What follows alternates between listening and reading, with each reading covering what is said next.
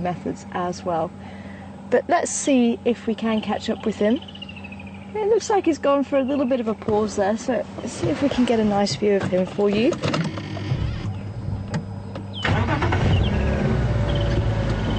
And I think we will head down Voyatella Access and just try maybe Gallego Shortcut and Aubrey's Road. And for those of you who weren't able to join us on the morning safari, I'll fill you in on what's been happening. Oh, baby Natal Franklin. There we go, we've got the parent just on the left, and the baby just dived in on the left of the adult. Okay, you can see that bright orange beak and bright orange legs. But look how well camouflaged their body is.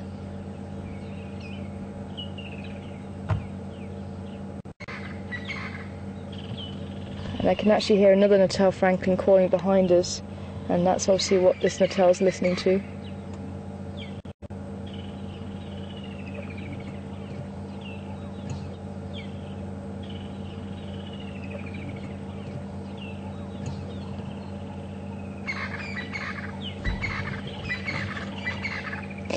Now it has been quite sunny this afternoon, but the clouds are starting to pull in. And as you know, that's quite the favourite kind of weather for cats to move around. So we did have some cat activity this morning and last night. So 2 of the Styx females actually came through Djuma sometime last night.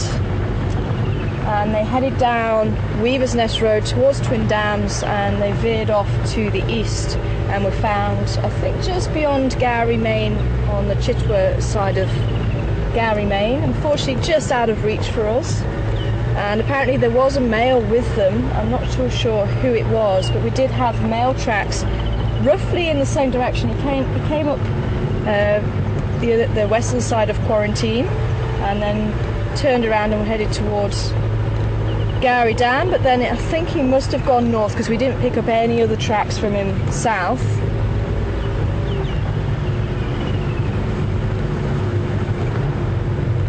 The lines passed so close. The wind was starting to pick up while we were there. We caught up with them about half an hour after we started drive.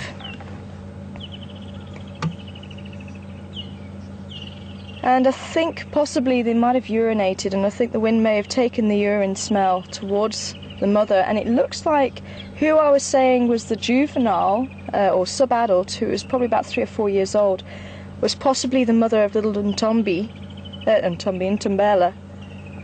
the little hyena cub.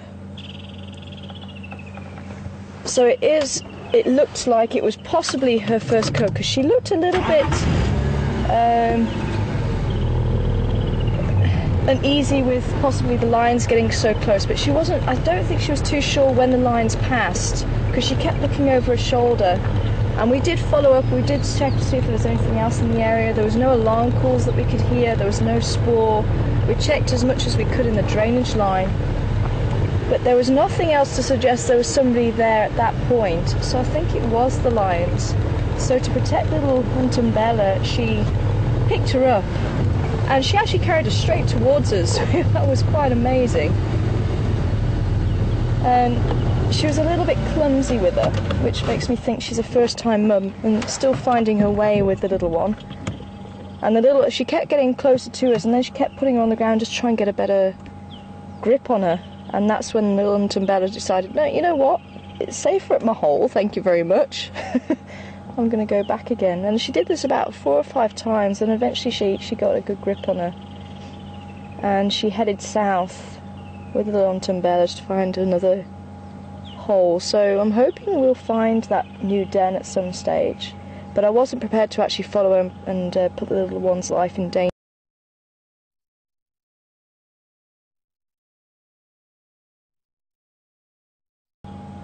Shapes and movement from a distance, but otherwise they have the oversized ears, and they've got exceptional hearing, and obviously that trunk as well, an exceptional smell, probably the best smell in the animal kingdom.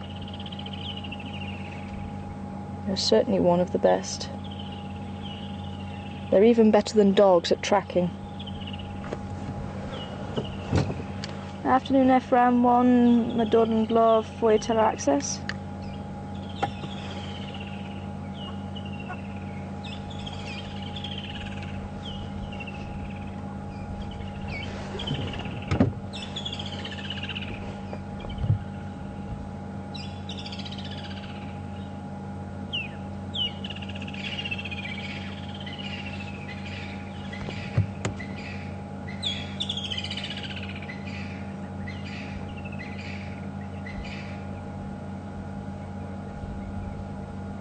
Now, it's very normal for a bull elephant to be on his own.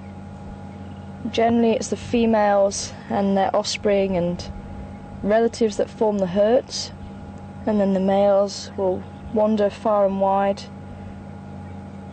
Although they do seem to have their favourite areas, and apparently they'll have particular areas that they do favour, but if they go to other areas, that's when they're probably a little bit more on edge.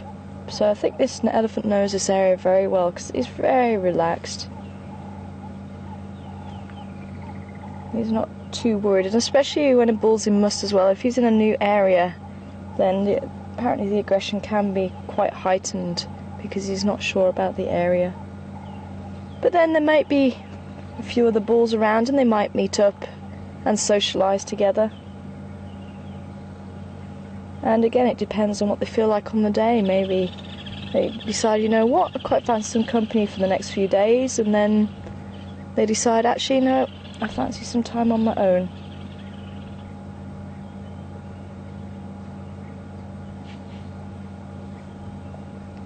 And apparently they are very capable of discerning even over about 1 kilometre, maybe even up to 2 kilometres, individuals, and they can hear for a much greater distance than that. I think it's up to about 10 k's they can hear each other, but they also feel the vibrations in the ground, and that's just as important because they'll give off these very low frequency sounds.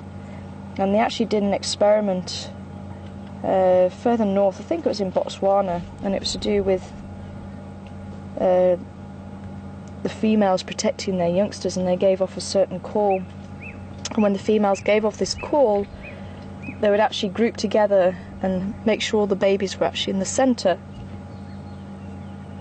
before moving off, and just making sure it was all clear before they could move off. Now, the researchers actually replayed that call and they got the same behaviour. So the females all gathered around, protected the babies, checked it was all safe, and then moved off. And then it was a few years later they realised that the vibrations were being felt underground, so they actually played that call underground, so it couldn't be heard but it could be felt. It made the vibrations, and the same behaviour was actually seen. So the vibrations in the ground are just as important as the sound. And those feet are extremely sensitive.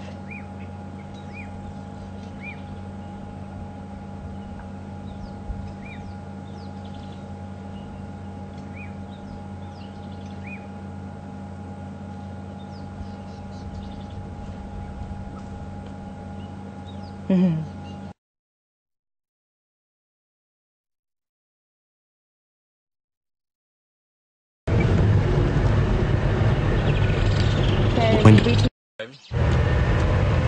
I can copy, yeah. I just carried on just in case we were live. Hello everyone. Being out in the Nice. Very cool. Leopard! Tortoise.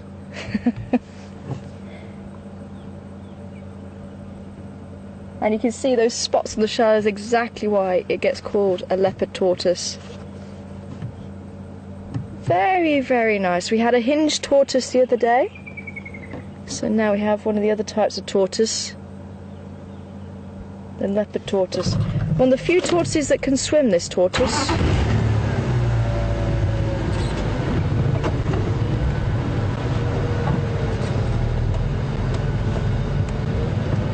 we go. Am I a little bit close, or can you see him? extremely well camouflaged. Now, if you did see the hinged tortoise, you might see now the difference with the shell. Look how dome-shaped the shell is. Whereas the hinged tortoise, it's very flat compared to the leopard tortoise.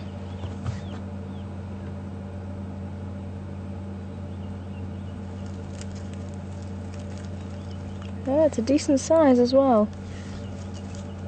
They can get, I think the largest one I've seen is probably about 3 times larger than this one. I'll try and give you a size estimate in a minute. Hiding. Just like its namesake. But yeah, you're looking at something, yeah, it's probably about this sort of size. So it's quite a decent size, that tortoise. And they do take a lot of nutrients like calcium and phosphorus from hyena dung. They will eat hyena dung and also bone as well. I'm just going to pull off this side. You can see there's a vehicle coming, so I just want to protect him. I can try and get in there.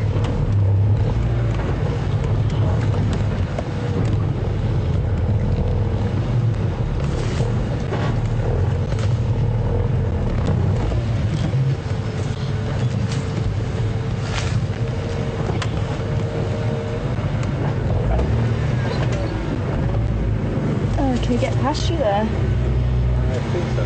Cool. Brilliant.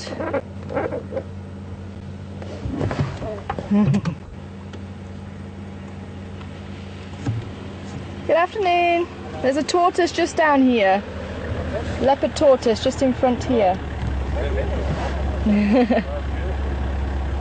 Just drive around for a trip to get back to the lodge again to pick up another. No worries. Just guys enjoy. No worries. You too.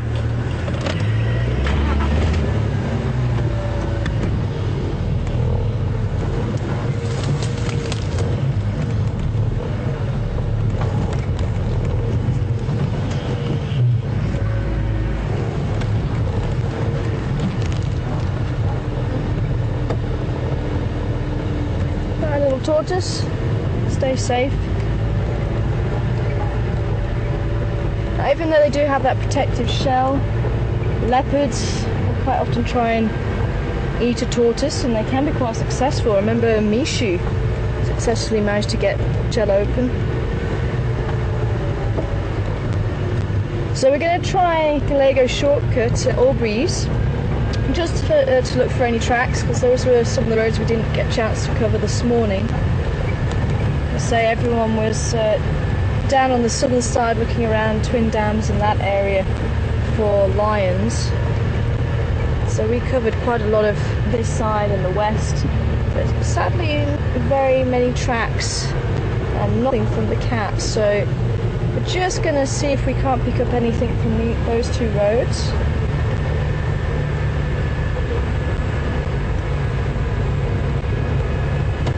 And then we'll make a plan, maybe head further south again.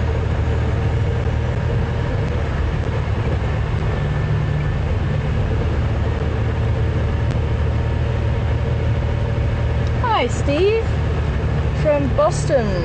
Welcome aboard this afternoon. An interesting question from you this afternoon.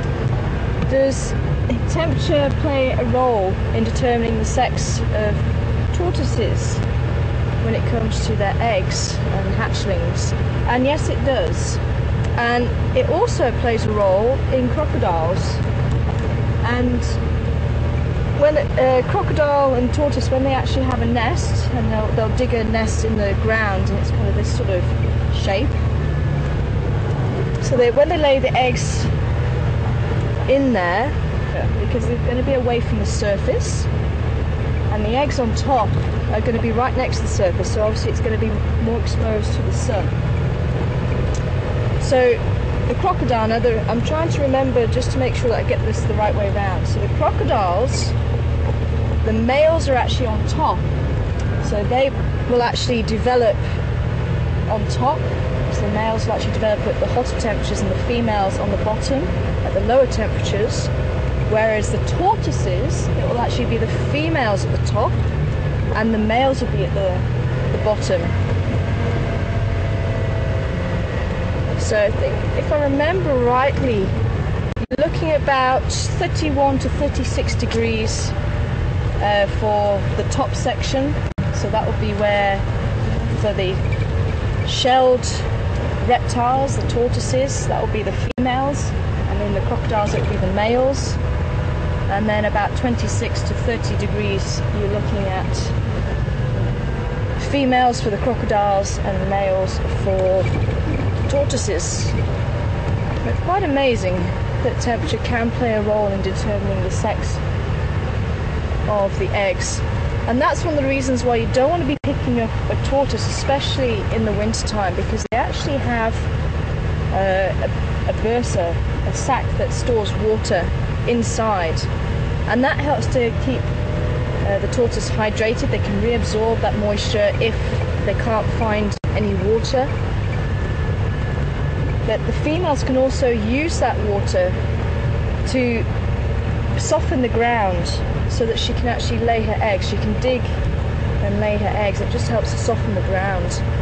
And that's why it's not good practice to pick up a tortoise, because if you pick them up, they'll also use the water to try and defend themselves and to try and startle you, think that you're a predator. So they'll release the water in the hope that you'll release them. It's something unusual.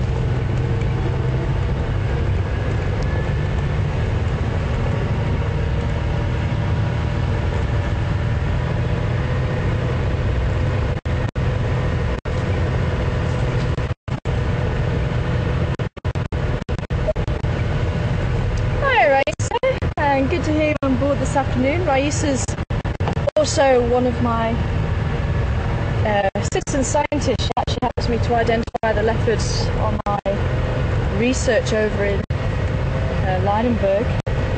So she helps to match up the pictures that we get with the ID kits for the leopards. So great to hear that you're on board, Raisa, and I hope you're enjoying the drive so far.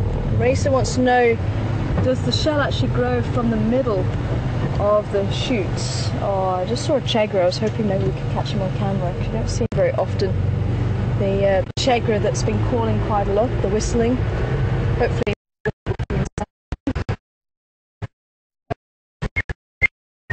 working this afternoon. Kind of goes.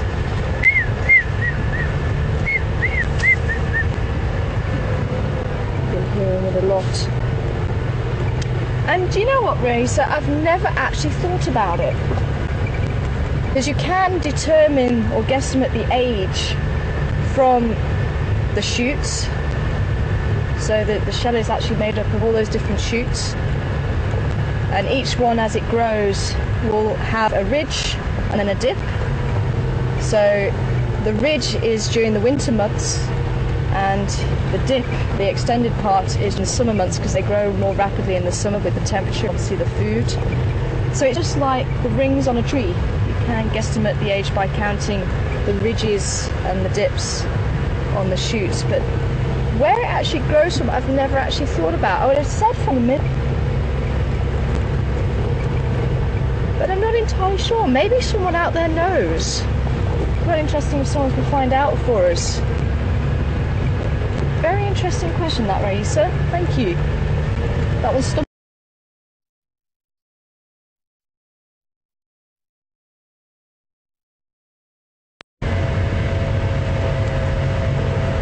So yeah, so if anyone does know or can look it up for us, send in your answer to questions at WildEarthTV, or send it through to #SafariLive, because I'd love to know as well.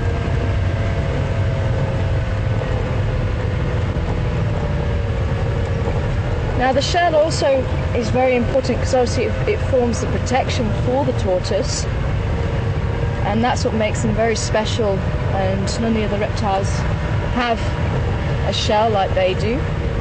And that's another way you can also tell the difference between tortoises and terrapins, because the tortoises can pull their head back into the shell, and obviously they can pull their legs in as well. Oh, I got bitten again then.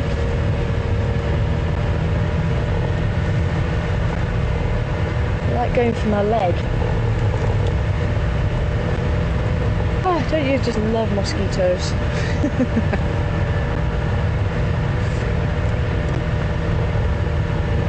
So with the terrapins, they're not able to do that. They have to bring their neck into the side.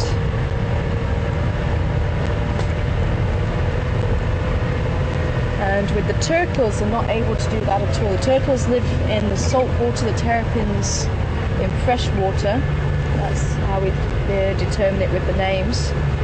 I know over in America, turtles used for the tortoises and the terrapins, what we would call those species. But the sea turtles aren't able to pull their heads in or the flippers in.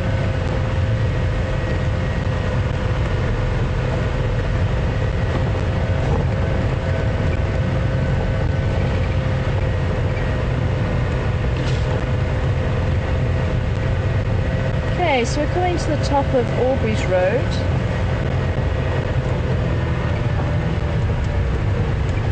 So we're going to head down Gallego. And unfortunately not really anything in the way of tracks. I'm just going to check out termite mounds around here, see if there's anybody lying on them, although it is still fairly sunny in between the cloud cover.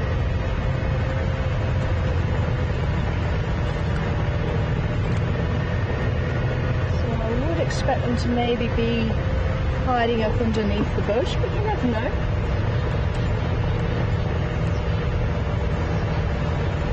Could be they're using the termite mounds to check out any hunting possibilities. So it is worth just checking.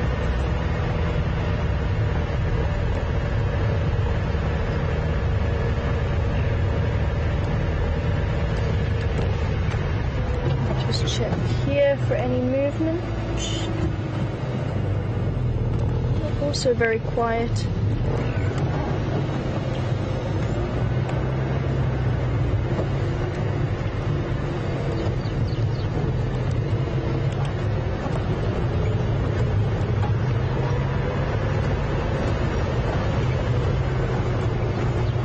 Now, I did introduce you to the russet bush willow. But just to show you, this was one of the trees that the elephant was eating just before we went live. This is the red bush willow on the left. There's a lot of it around, and a lot of people do ask, is it the rooibos? Because there's a type of tea that we get here in South Africa, herbal tea. And the rooibos, or red bush, which it directly translates as, is different to the red bush willow. So this is not the tea tree. But the way you can actually tell the red bush willow is, can you see the leaves that have a slight twist? It's almost as if someone's gone to each leaf and just twisted it at the top. And that's one of the ways you can actually tell the red bush willow. Oh, look who it is again. I'm just going to move out the way. I'm alright to pull in the back there. Yes, you are. Cool.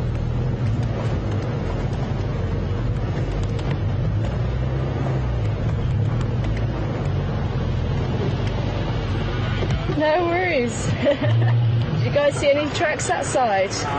Lutu. Okay, thank you. Okay, well that saves us a trip all the way down to Voyager Axis again, but there is another track that comes off the side here, so we'll try that one and just see if we get any tracks there. And then maybe head down Ruby Road. So that was another combretum, the bush willows known as combretums. So that's how you can tell the red bush willow.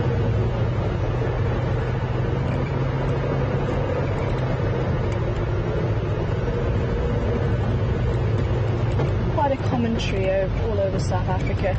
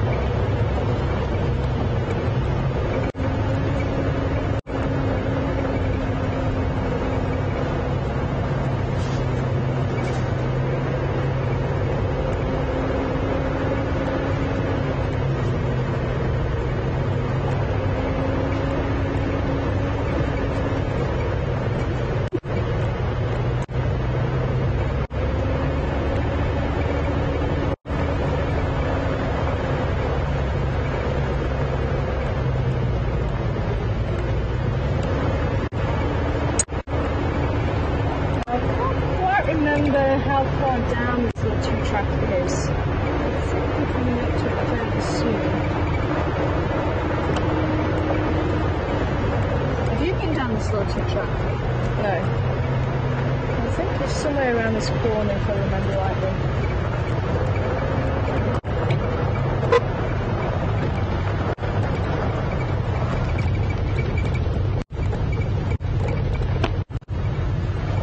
It'd also be nice just to head down towards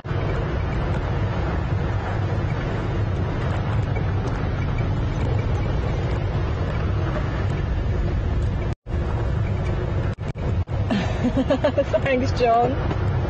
Ah, there it is. Hi, John from Scotland. I hope you're well. Good to hear from you, John. And I definitely am enjoying being back.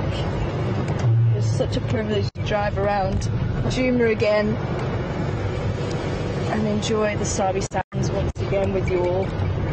And I'm really hoping we can find some wonderful things for you this afternoon. I say it was very special seeing that behaviour this morning with the hyena. And that's what I was actually just about to say, is I'm hoping maybe we can check out the other hyena den again. Doesn't look like this 2-track's been used for a little while. This was actually a favourite spot for the Ellies to come and mud bathe. That's like one or two I've been around here fairly recently. So yeah, we might take a trip down Cheetah Cut Line and have a look for that other hyena den, see if there's any activity there. But it would be nice to see if we can find where Ntumbelo has been moved to. I'd say she was pretty adamant she wanted to stay, but Mum was pretty adamant that she needed to go. And Mum won out. So that really did start cementing for me that I think it was a little female. She really did have quite a determination to stay at that hole. But I think that's possibly where she was born as well. So she was born there, she's obviously going to be feeling nice and safe there. It's what she knows, it's very familiar. But it is normal for hyenas to move their youngsters around, and also for leopards and lions as well. So that predators don't find the scent, you know, the scent doesn't build up and they locate the cubs very easily. But sometimes it's not always the case. Sometimes it does happen if the predator just happens by. I seem to remember last time we were here, 3 years ago, wild dog also finding. So I think a lot will depend on what or where that young hyena was brought up herself. But as I say, I think the older animal, who I thought was the mother, and that it was her daughter just being there with her, I think that was possibly still the same. I think it was mother with her daughter, but I do think it was the daughter that was the mother of little Ntumbelo. I was really looking forward to checking in on them every couple of days. It just goes to show you can never be sure of anything. Something can happen any point, and that is what nature is all about. It is forever changing, and the animals do have to adapt to survive.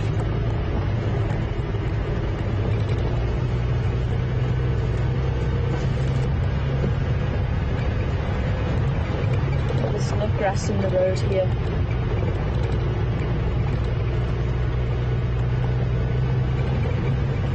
Very pretty.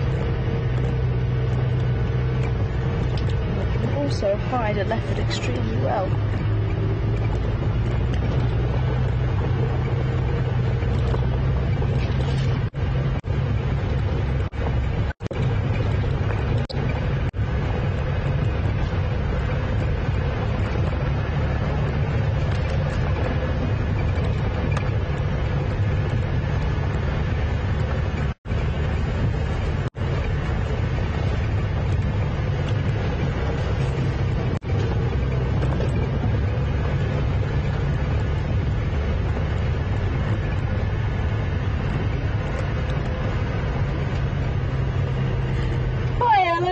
welcome on board this afternoon. Great to hear from you. Ellen wants to know, will mum and baby ever return to that den, or is that it now? And there is a possibility they will utilise the den again at some stage. And it just depends on what happens at the den that she's taken baby and Tumbela to. And if there is another close call with a predator, and as I say, I think because she's a new mum as well, she's over keen to move the cub. Maybe if she was a more experienced mother, she might not have moved it. It's just a guess. She might not have moved her as quickly as what she did. But it could be that she's going to move her to the communal den. If she's quite high ranking, then little Tumbela's not going to be bullied if she takes her at this age to the communal den. But if she is a low ranking female, then there is a possibility she will be bullied. I'm just going to see what this road is like. It is a little bit damaged. It looks like the drainage line isn't too bad. And again, just checking these drainage lines because they're going to be slightly cooler. Seeing if we have any luck with leopard this afternoon.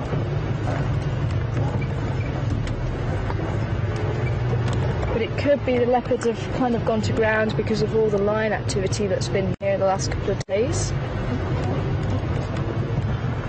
So it would have been nice for lions just to stick around for a day or so rather than just passing through. But obviously they didn't get the memo.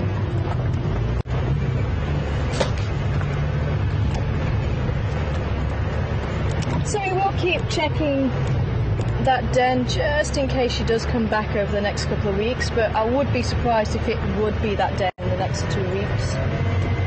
We'll also have a swing by the den on Zoe's, but she did go south and I think she stayed in that block, so we did do a couple of drives around that area just to check that she didn't pop out somewhere. And we will maybe just have another check for any tracks, because maybe she did pop out at some stage. But I think she would have taken straight to a den, and I think it was somewhere inside that block. Not too far away from the other den site, but obviously far enough away that the scent would not be carried anywhere close by.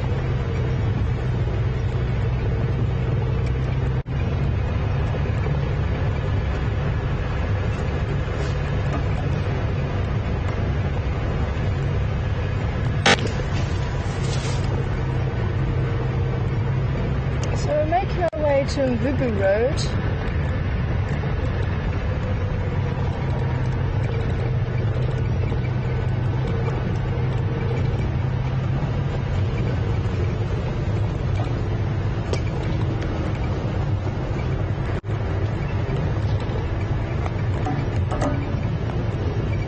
Just checking out any other termite mounds here.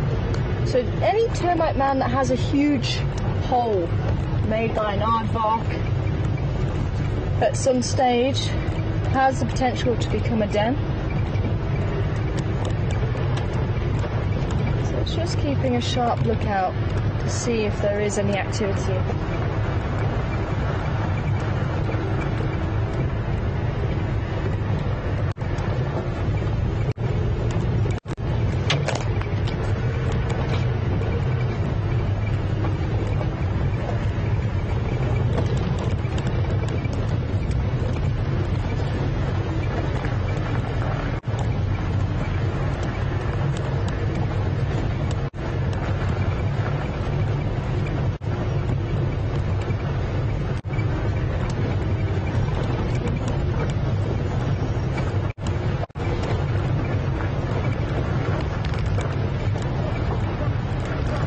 See why this road doesn't get driven very often.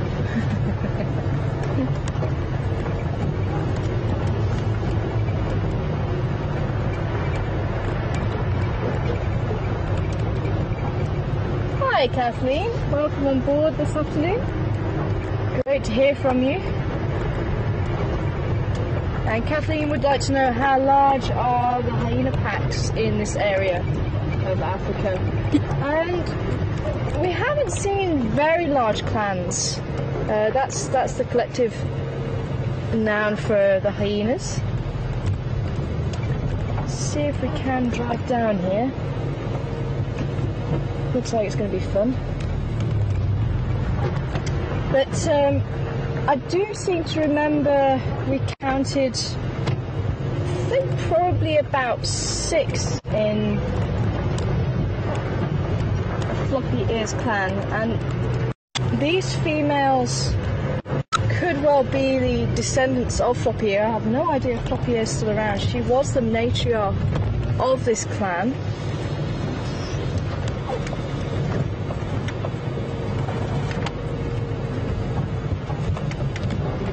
But we haven't seen Floppy Ear at the moment. So I say, I'm not sure if she's still around or not. But any descendants from her would be the matriarch now, as she isn't around.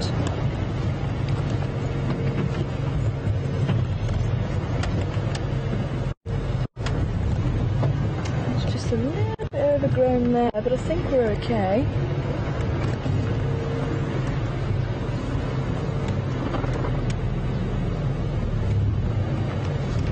Yeah, I don't think this road's been driven in a long time.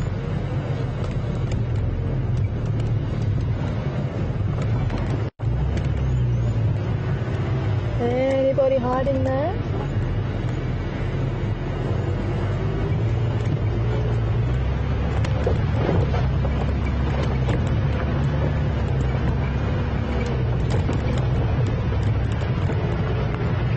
So yeah, I would say I think they probably have smaller clans this side than they do up in the north of Africa, because they do seem to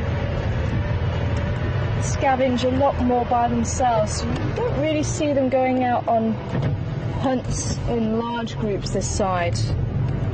They do have quite a lot of lion and leopard concentrated in one area, so lots of possibilities for food.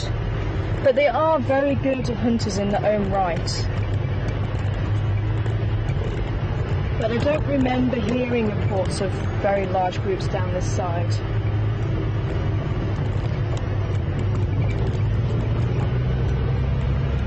Sorry, who was the last question from?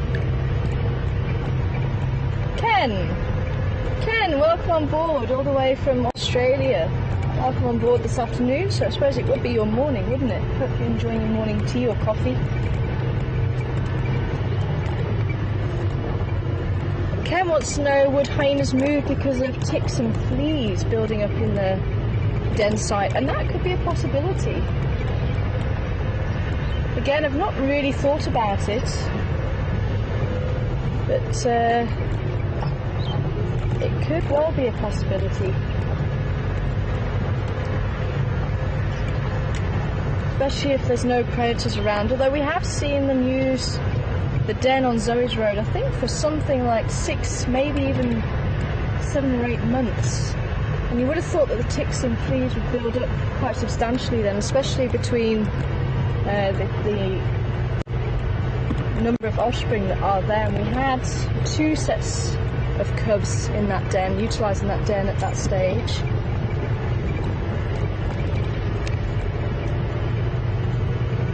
Maybe what it should. But again, it's not something I've really thought about or looked into.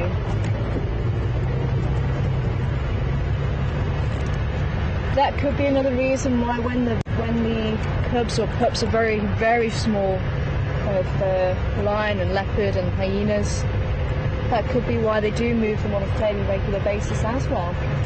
Could have a role to play. Interesting question.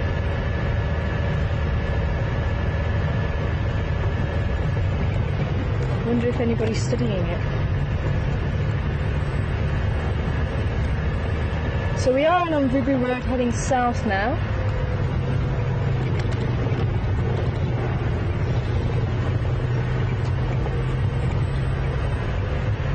hoping maybe just covering a little bit of ground this afternoon. We'll bump into somebody walking along the road.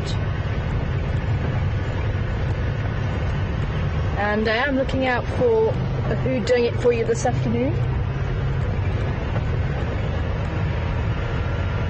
I wonder if anyone's come back to us about the tortoise shoots yet.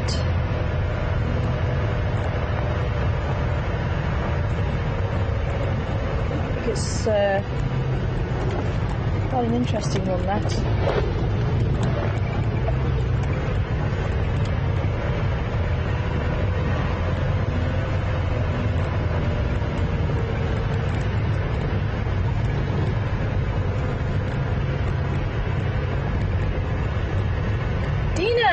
Welcome on board from Michigan this afternoon. Another interesting question from Dina. Do we have blackbuck here? And we don't. Blackbuck are actually found in Asia. And that's one of the few places you'll actually naturally get antelope and deer mixing together. Blackbuck are probably the equivalent of our antelope here. They're about the same size.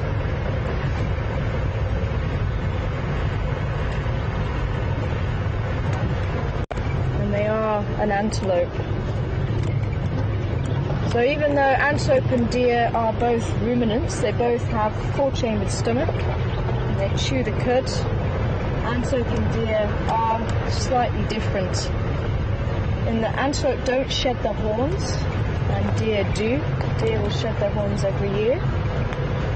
And antelope have that very hard covering, the keratin, which is your fingernail and hair.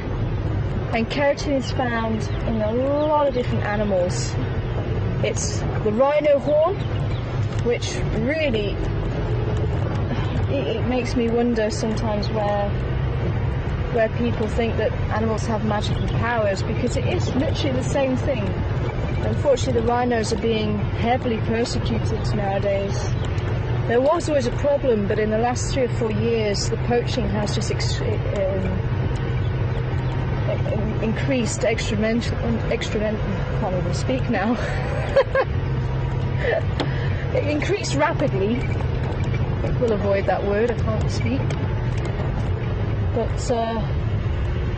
unfortunately they are being poached for the horn, and as I say, it's tightly compacted hair, and it's actually fingernail over the top, and it's not made of bone at all. It floats probably about that far. I'll say floats, just like your fingernail, just underneath the surface of the skin, so it doesn't get attached to the bone. So if you do see a rhino skull, it doesn't have the horn there, which a lot of people are quite shocked about, because they always expect the horn to be part of the skull, but it's not. So it goes about that deep underneath the skin, and if you grab hold of the rhino horn, you can move it around a bit, like your fingernail. If you grab hold of your fingernail, you can actually move it around a little bit. The keratin also makes up bird feathers as well, and the keratin makes up the beaks of birds. So it's quite a versatile substance. Obviously we have it on our heads and on our legs and elsewhere on our bodies. It's on the scales of a pangolin, the quills of a porcupine, compressed hair. Yeah, we're going through another drainage. Some cool. Come on, there's got to be.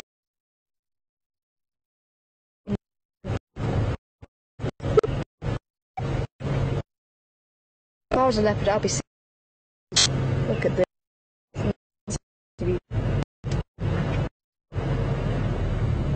But apparently not today.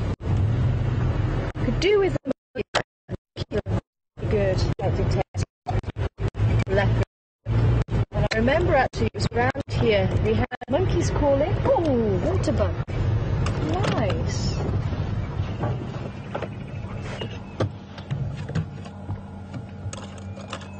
We're going to be able able to see him in that gap there.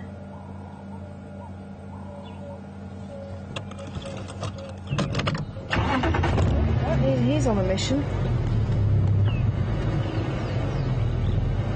And he's gone. Well, hopefully you might have briefly seen him.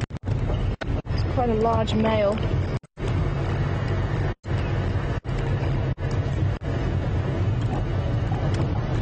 And you might have noticed that very characteristic white circle around the rump, which is supposed to be a follow me sign.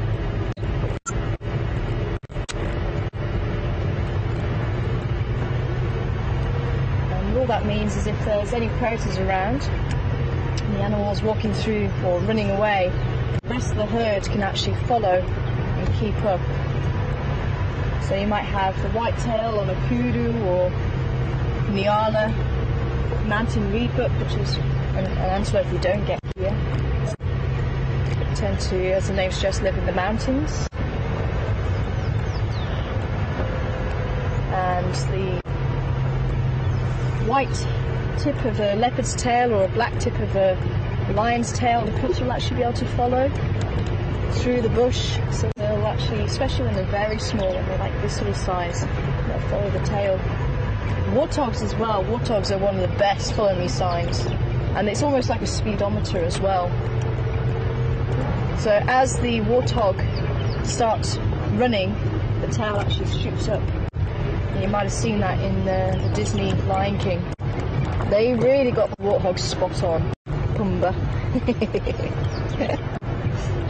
But it is like a speedometer. So if the warthog's just trotting away, it only goes up like half. And if he's going full speed, then it shoots straight up.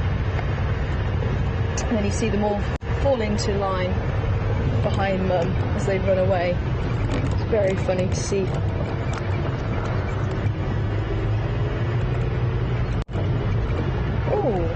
Did I hear some parrots? Yeah, I think I did. Up ahead. Ooh, that'd be nice to see. And parrots.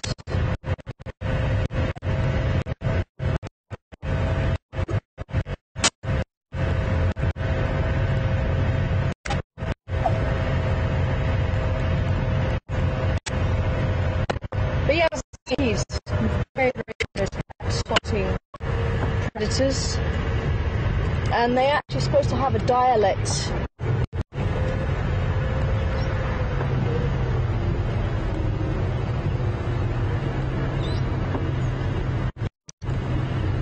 hoping you're going to stay with us, because Parrot is sitting just below what looks to be that warburgs, the junior warburgs again in the tree.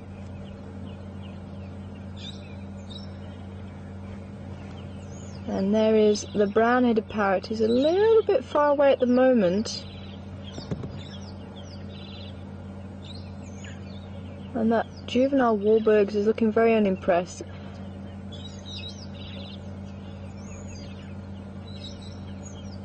But you can actually see that crest on the warburgs nicely. It confused me a little bit the other day.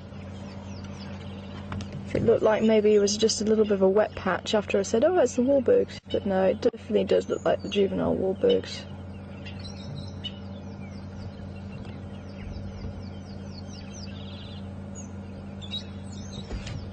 You might be able to hear that very high-pitched cry of the parrots there. I'm going to see if we can get a little bit closer for you.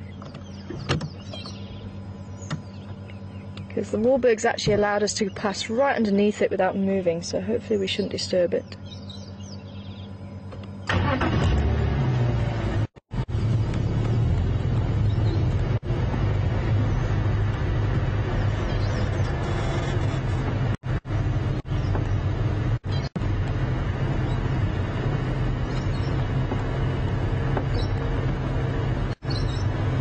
Oh, I wasn't banking on the parrot moving.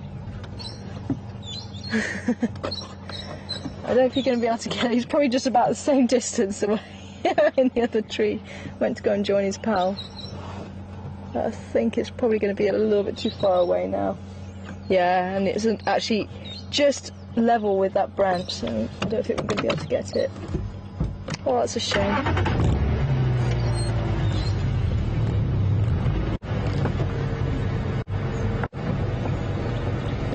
wonder if are we able to get a view of the warbirds from here?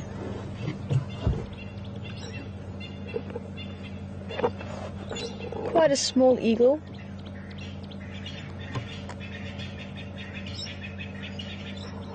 One of the first migrants to come back of the larger birds of prey.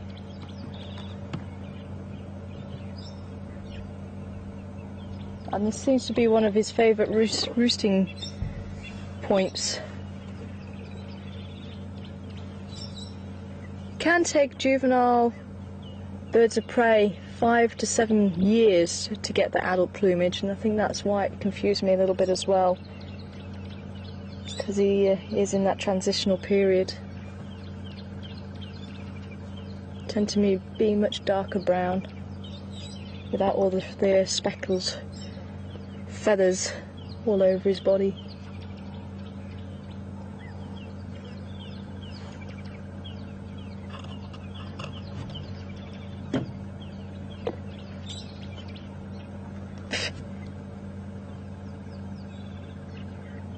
The parrots are teasing me now.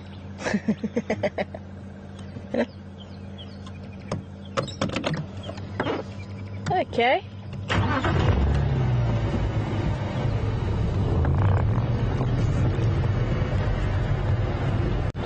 So monkeys would actually have a call for if it's a bird of prey or an aerial predator, but also if there is a ground predator. I've not been able to hear the differences, but I haven't really been around monkeys enough when they are alarm calling to hear those differences. But they're usually pretty spot on when it comes to seeing things. The meerkats are also supposed to have different alarm calls. Did you ever experience that when you were working with them? Yeah. Yeah. They're supposed to have different alarm calls for aerial, for snakes and ground predators.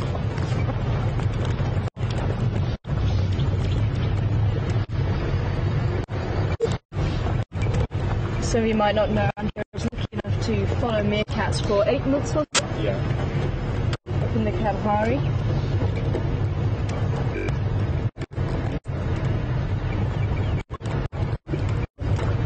Unfortunately, we don't get meerkats here. The closest thing that we get is the banded mongoose. Look very similar and really occupy the same role this side as the meerkats do. The meerkats prefer a much drier habitat.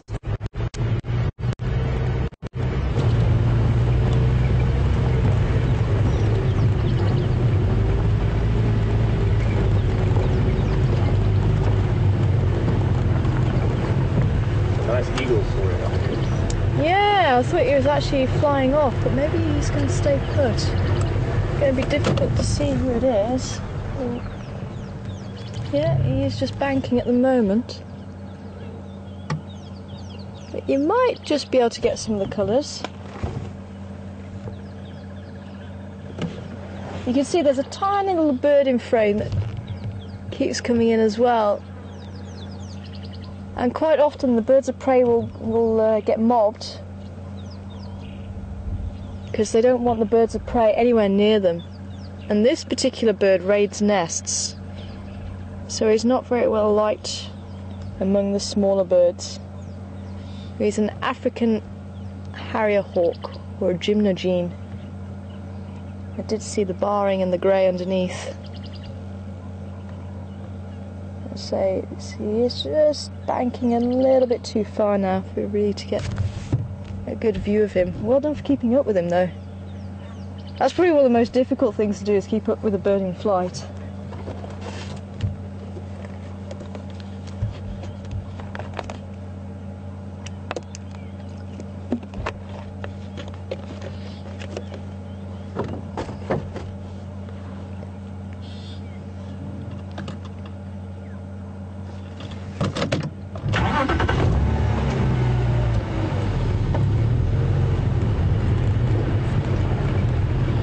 They're actually quite light. They are able to perch on a weaver's nest without it falling off. They're able just to reach inside and grab the chick inside the nest. Another little bird of prey that isn't very well liked and will often get mobbed is the pearl-spotted owlet. He also has the ability to bend its leg in a peculiar way. People think it's double jointed, but it's not quite double jointed. It's just able to bend its leg in a slightly different way and just be able to reach inside the nest and grab the chicks. And because of that, if you played the pearl-spotted owlet call, a lot of the birds will actually come and check out where this pearl-spotted owlet is so that they can actually start dive bombing it. And birds will do that to birds of prey, smaller birds to birds of prey, and they just get so uncomfortable the bird of prey just leaves the area. And I've even seen the small birds take out a feather of the bird of prey while it's in flight because it just can't do anything. But I've also seen birds do it to mammals, so the ground birds like the lapwings. If a predator is approaching the nest, or even an elephant, if it's approaching the nest, it's going to destroy the eggs in the nest. It could stand on it. So the lapwings will actually dive bomb the animal and try and keep them from going towards the nest. And again, it'll just get so intense they'll actually turn direction and walk away. And they'll do it to humans as well. And I've seen drongos do it to giraffes. I think the giraffes were feeding in the tree where their nest was, and the drongos kept pecking the giraffe on its head. And eventually the giraffe got the message and moved away. So never underestimate the power of mobbing.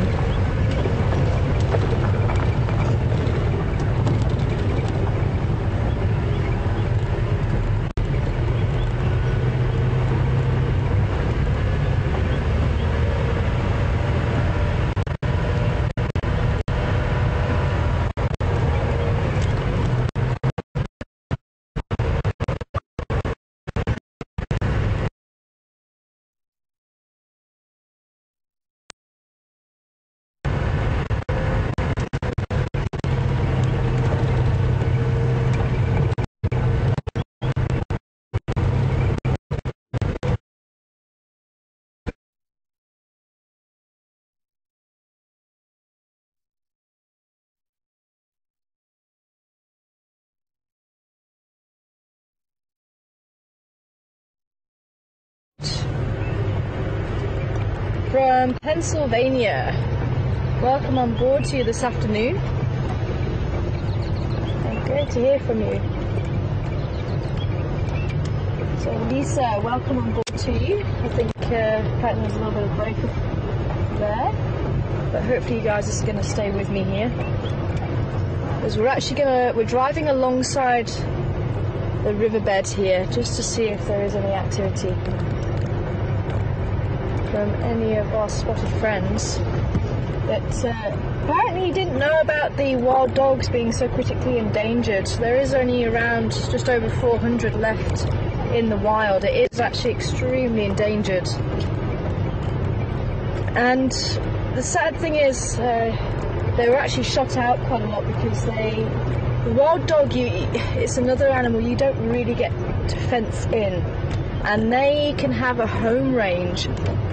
The smallest home range I've heard is about 24,000 hectares, and that's very small for a wild dog. They literally can roam all over. And there's a few packs here in the Greater Kruger, and the pack that sometimes we see here can often be seen down towards Orpen and beyond.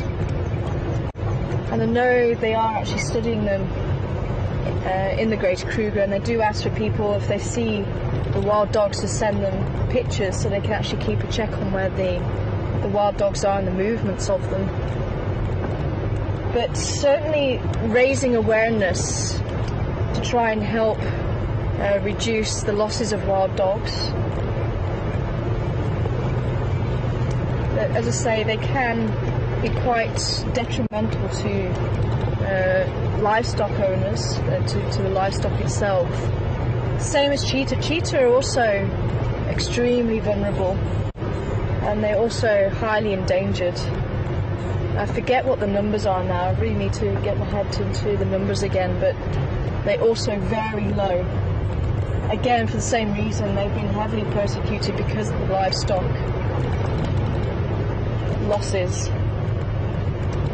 And if I remember correctly, I'm just trying to remember the numbers now, but I think wild dog were found in 23 countries, and now it's reduced to, I think, 2/3. So I'd have to check up on that, all that information for you. It's a long time since I've used that, so I might have written it down. So if we find an animal for you to have a look at, I'll just see if I've got it in my book quickly, all the numbers for you. But I think they have been reduced from their original distribution quite dramatically.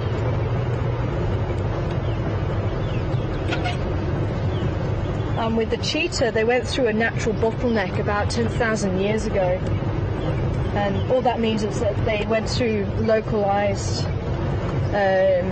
almost not an extinction, it wasn't quite that severe, but they did reduce in number quite dramatically, so that all the cheetah nowadays are very closely related. And because they don't have what's known as a very wide gene pool, because they're very closely related, that gene pool is very small, so they can catch diseases very easily. They're highly susceptible to diseases, and that also doesn't help with the present numbers. It's so if cheetah catch a disease in an area, chances are it's going to spread like wildfire and actually wipe them out. So it is a big problem, but certainly trying to raise awareness is really what's being done to try and help these animals. There's the breeding programs as well. We tend to get cheetah breeding programs along with the wild dog breeding programs, try and rehabilitate captive animals, to try and put them back out in the wild, just to try and boost the numbers a little bit as well. But it needs to be safe for these animals for that to really happen. But if these programs don't exist and they don't try and put these animals back out in the wild, it could potentially be that these animals no longer exist in the wild and will only exist in captivity, which is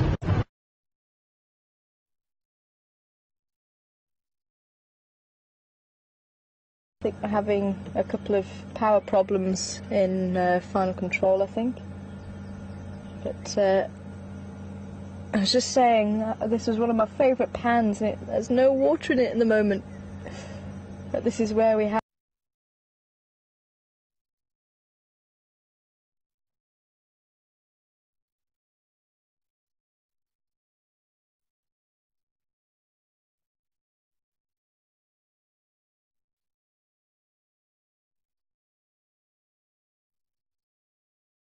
in the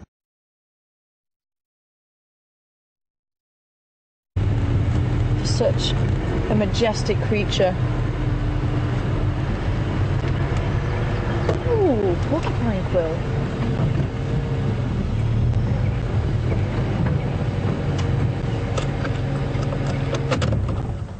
Let me go and grab it.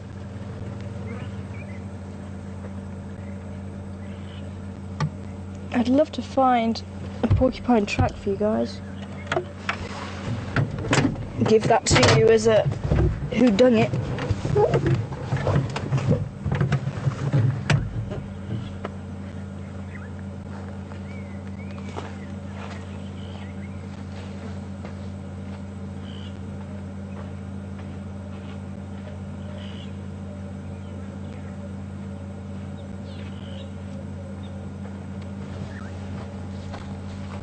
There we go, porcupine quill.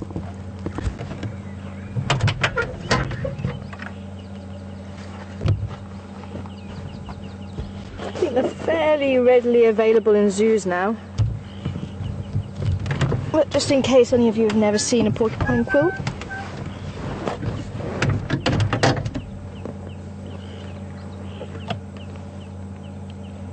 So that's the size of it. It's probably about a medium sized one. Sometimes you get long, thin ones on top of the head of the porcupine. And you get short, fat ones. So this will probably be on the body. You might get slightly longer ones for the back of the animal, because obviously this is the form of defense, and this black and white is very it's a universal language to any animal, and this warns of potential danger, potential threat. See, extremely pointed at the end, so you don't want that coming anywhere near you. It is a bit of a myth that porcupines can shoot their quills out. It's not possible, they can't do that. So that's the end that will stick out, and this is the end that's attached to the body. So when the porcupine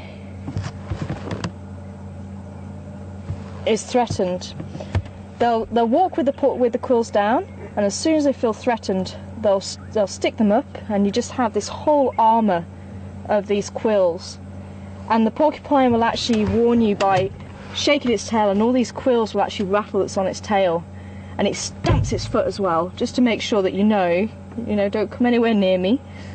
And if that's still not enough, because the lions do tend to like to hunt porcupine if they can get hold of their underbelly that's nice and soft, then they'll actually start walking backwards.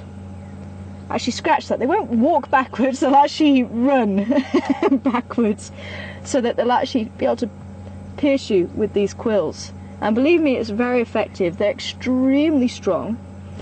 So you're looking about between nose and quill, you're looking at an animal that sort of length and about that sort of height. You can obviously get different sizes, but that's going to be a big porcupine.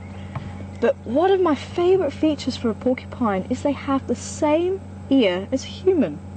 If you don't believe me, Google it, look at the picture, and if you can find the picture of a porcupine, you'll see that the shape of their ear is exactly the same as ours.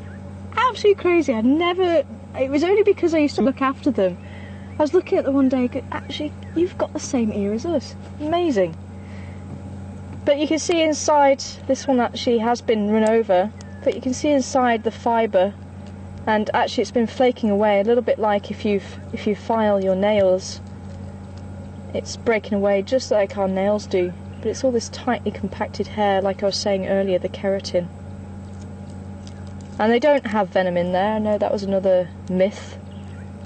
They don't contain venom, but let's say no less quite a formidable weapon. They're not able to roll up like a hedgehog. I know a lot of people might know of the European hedgehog or other hedgehogs that are able to roll into a ball. Porcupine is not capable of that.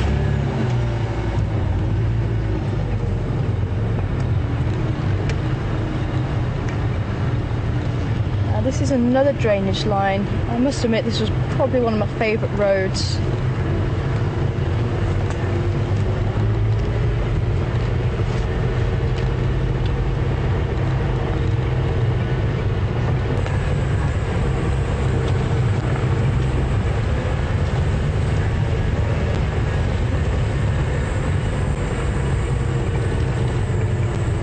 Hi Ray, welcome on board from Las Vegas. Welcome on board to you. And Ray would like to know, our wild dog also known as painted dog? They have quite a number of names. They're painted wolf, the African wild dog, the African hunting dog. So there's a lot of different names the wild dog actually has. I'm just trying to see if we can get a nice view of this spoor here. So this is going to be your whodunit for this afternoon. And remember, it can be spoor or tracks. It's any sign that's left behind by animals. And yeah, I think you can actually see it quite nicely. Let me see if I can point it out to you. Nope. If maybe you could do the honours, if you can maybe point to what, there's a few ants walking in there actually, a little bit further, that one there, yeah, and I'll give you a size estimate as well. I wonder if I can maybe show you a better version of it in my book. without showing you the answer.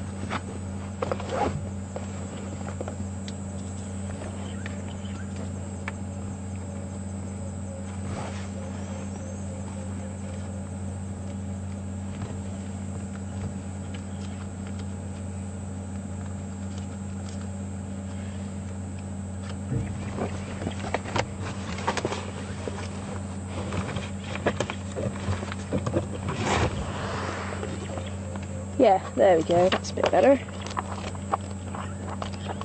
Let me just see if I can show you the one. So if you'd like to play along this afternoon, if you'd like to send your answers into questions@WildEarthTV, put your answer in the subject line, and you can also send them through to #SafariLive. It's Saturday afternoon, wherever you are in the world. Okay, I've got my little scribblings here. Just trying to see if I can show you without giving the answer away to you. So this is what you've got on the ground, just to show you a little bit more clearly what is actually there, because we're at a funny angle so you can't see it too well. So this shape here. And size wise, I'll show you. Ah! No peeking. So size wise, you're looking about that sort of size. So that sort of size for this animal. So if you'd like to send it through, if you're not sure, have a guess. See if you get the right answer.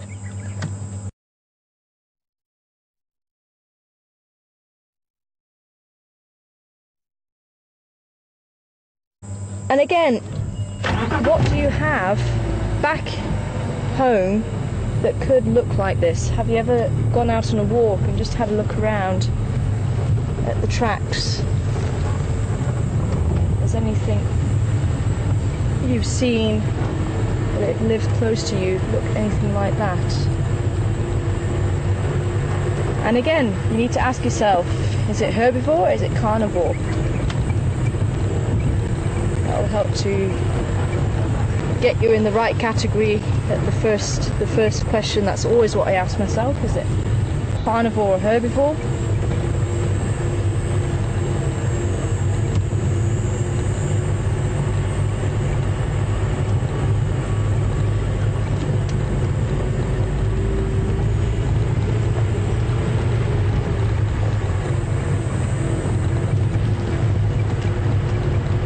Oh, there goes the Djuma. African Harrier Hawk. Oh, and he is landing. Yay! Might actually get a nice view of him for you.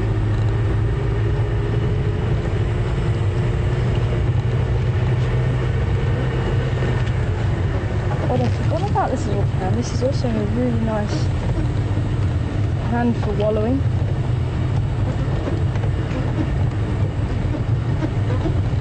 Okay, I saw him land, but I didn't see which tree he landed in. Where did you go?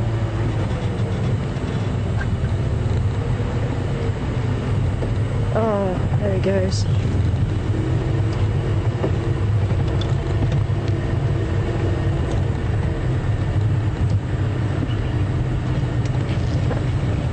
Nope, that was a different bird. He was here.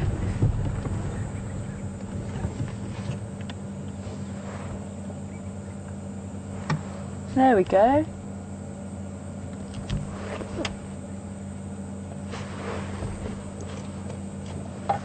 Last station, can you repeat?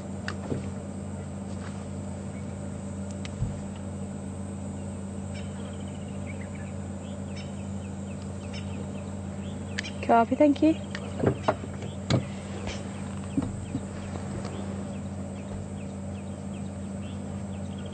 I was a little bit far away to see that beautiful face. But you might be able to see it is yellow at the moment, but when they get excited it flushes red. Quite pretty. And they'll quite often go to these old trees because that's where maybe some nesting birds are. Although we are coming to the end of the season for chicks, but you may still have a look around, and they're able to jump around on those old tree branches like it's nothing.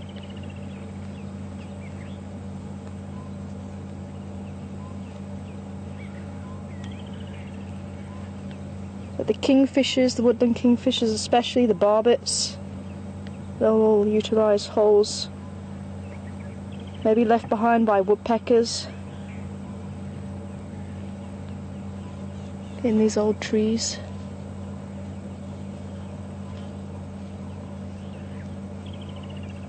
And I think there was quite a famous gymnogene used on the life of birds by the BBC, and that gymnogene actually lives at Monte Cassino in South Africa at the bird park there, and they do quite an interesting bird display. They use a lot of different birds and quite a well put together show, quite educational, and the gymnogene is one of those birds, and they'll actually show you what the gymnogene is capable of,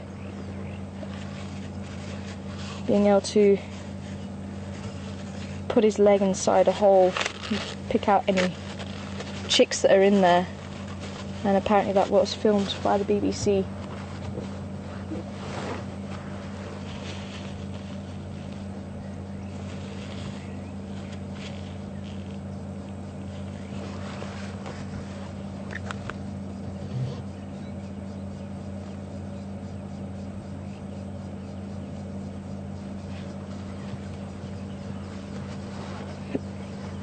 He doesn't seem to be concerned with finding food at the moment. So let's continue on.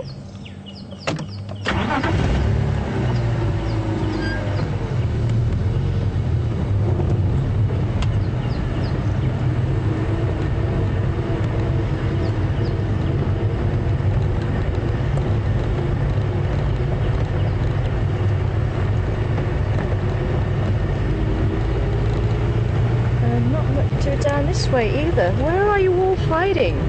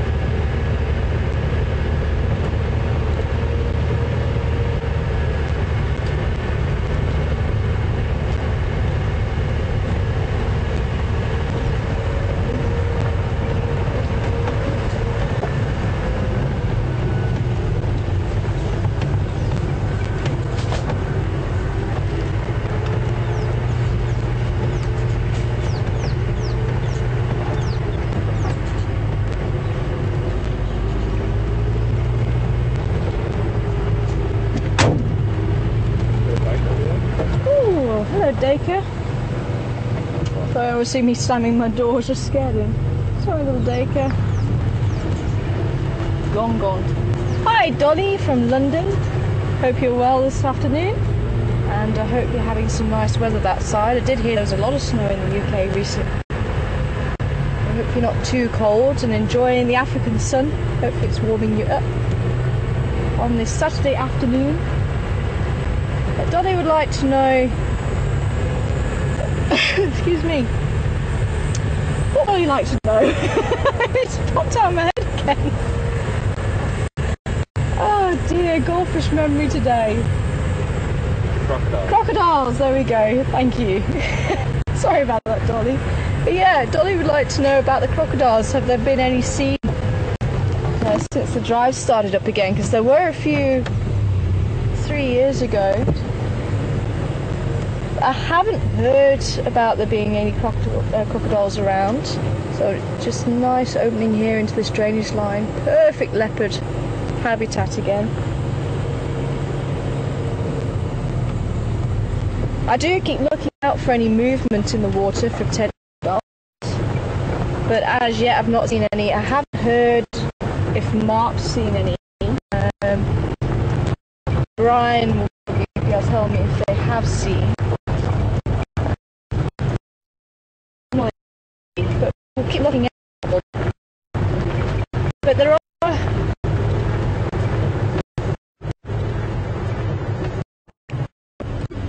predators of. This is a really nice spot. Were you looking for me, Ephraim?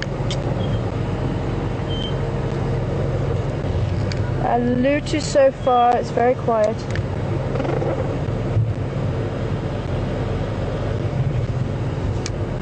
I've not been that side, but they were there this morning.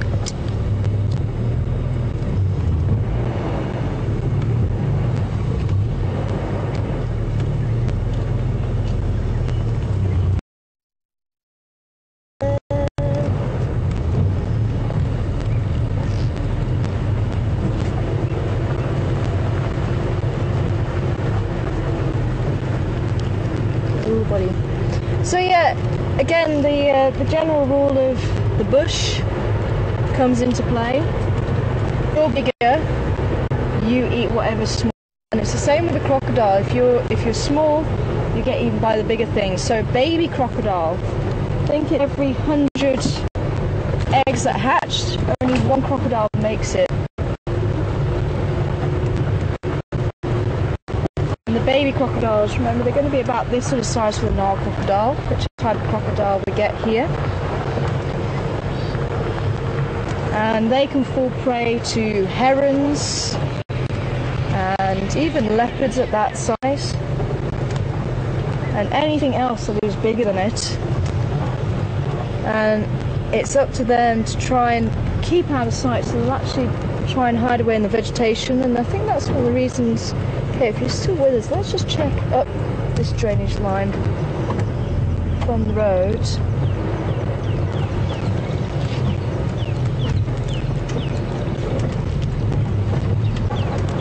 But yeah, the crocodile actually looks after the batch of figs. She's actually very good for a reptile, actually. Generally speaking, reptiles lay and then leave. But she keep an eye on the nest and protect the nest and make sure that her brood is disturbed. Once the hat feel gently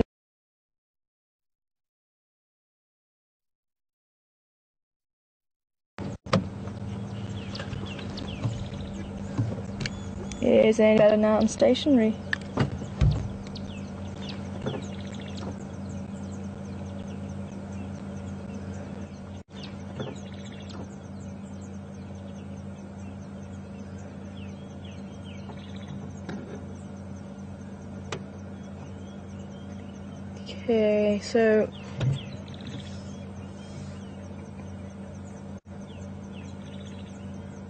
Okay, so we're just having a quick look here just in case we hit it lucky, but we are going to turn around and head up Nyala Road North towards Buffalo's Hook Dam. So I think it is a little bit choppy, so I'll finish off answering the question as we get onto that road, but I'm just going to go a little bit further forward because as I'm stationary you seem to come back, so we'll go a bit further forward, just have a look here and then turn around and head back again.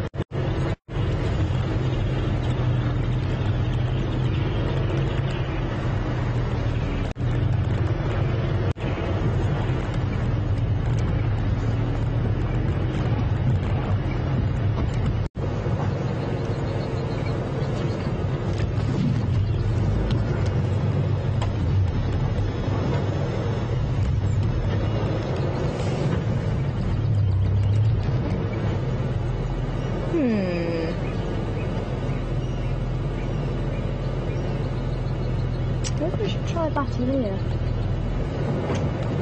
Because that cuts through that drainage line again. Sounds like you guys are with us. Oh, another eagle sitting in the tree. Just up ahead. Again, quite a vertical posture, which helps to give this guy away. And maybe if he actually looks this way, the eyes will help to give it away. But I don't know, he might be a little bit too far, but they have bright yellow eyes. But certainly that vertical posture should help to ID this little guy. And he's got his beady eye on something just below him.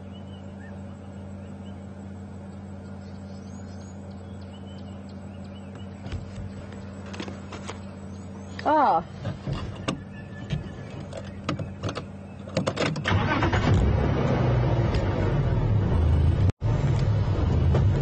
There you go, you should be able to see a bit better there. I didn't realise there was going to be a branch for you. Okay, so we've got a few answers coming in. Nyala, a little bit too big for the Nyala. I think there was kudu in there as well, which also a little bit too big for kudu. It is in fact buffalo, although it's not. We shouldn't really be using Cape buffalo. These aren't Cape buffalo. Apparently Cape buffalo are a sort of species of buffalo, and these ones are just the African buffalo. I remember getting told off about that when I was first driving, because I also thought it was Cape buffalo. But apparently not, it is African buffalo. Okay, there is Franklin, we're calling. Oh, I don't know what to do now. I want to split myself in two. Maybe we should go Nyala Road North, check out Buffalo's Hook Dam, and then maybe come back down and check out Battalier. Maybe that's the plan. But this is a brown snake eagle. Brown snake eagle. Quite a medium-sized eagle, a little bit bigger than the Wahlbergs that we saw earlier. Well, Franklin isn't happy. I think it would be good for us to maybe just check it out. So who did get the buffalo correct? Let's see if we can get some names of who got the buffalo.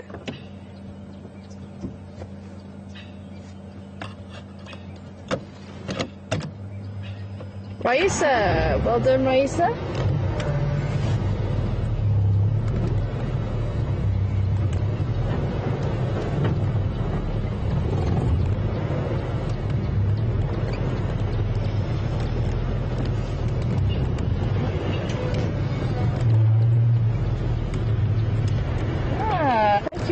Apparently there's an elephant at Gowrie Dam on the waterhole camera. If you guys are interested, I wonder... I was going to say, I wonder if it was our gentleman, but he headed off into the west. Although he was moving, changing direction a lot. I missed those. Ooh!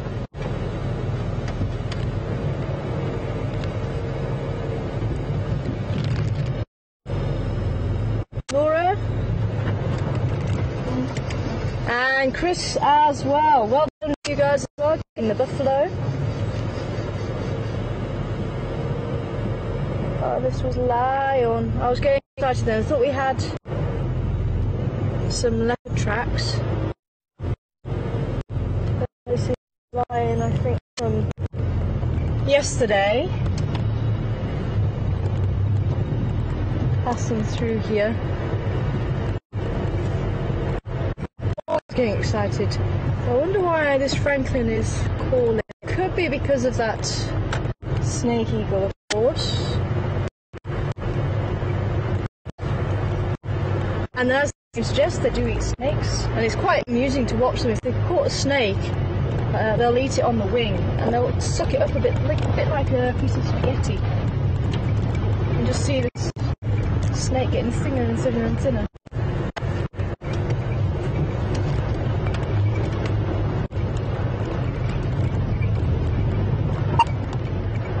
So, what would eat crocodiles? So instead of the smaller crocodiles, let's say anything that is bigger than it has the potential to eat the baby crocodile.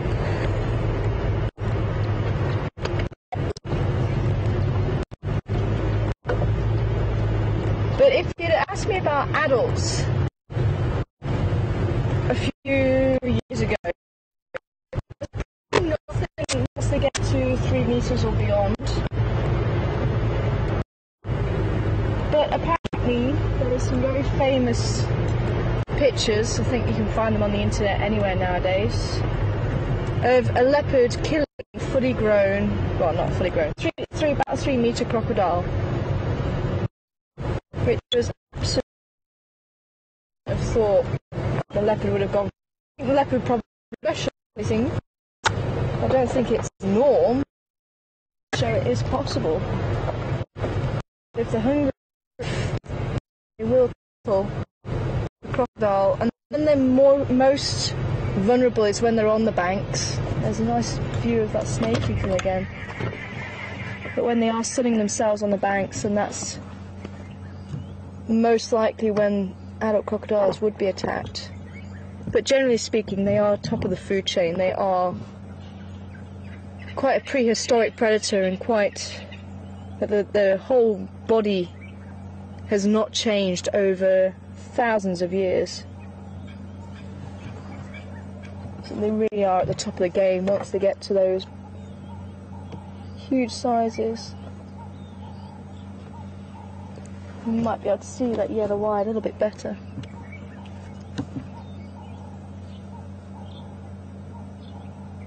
Again, this is perfect for leopards. It's such a beautiful drainage line.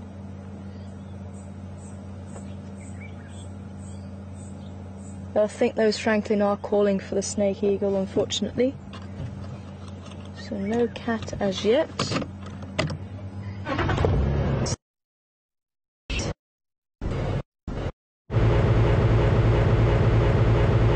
Well, right.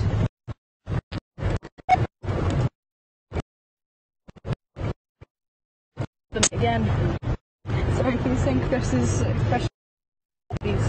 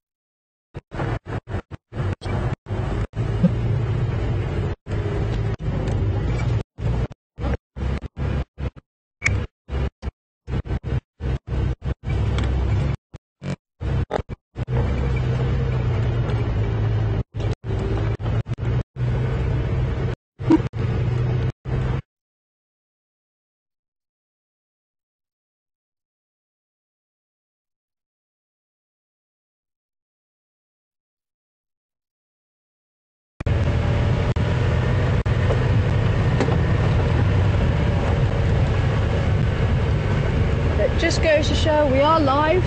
Just goes to show we are live. Of course, we do have a few gremlins around today, but hopefully they'll stay away.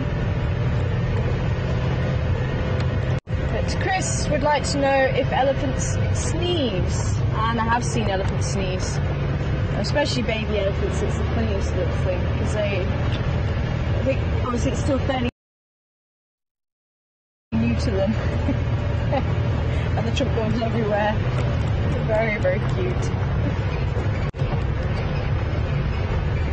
So we're almost at Buckleship now, so we're going to have a quick turn there, see if anything's happening that side, and then we're going to head down Hippo Pools Road to see if we pick up any more tracks, and then I'd like to try Backleer. We haven't been down Backleer yet. So I'm trying to put us on roads where we're close to drainage lines in the hope that maybe a cat will pop out. We're still quite far from Gary Dam. We'll start making our way towards that area a bit later on, maybe Treehouse Dam, to see if we can't catch up with Mummy Hyena and little Intumbela.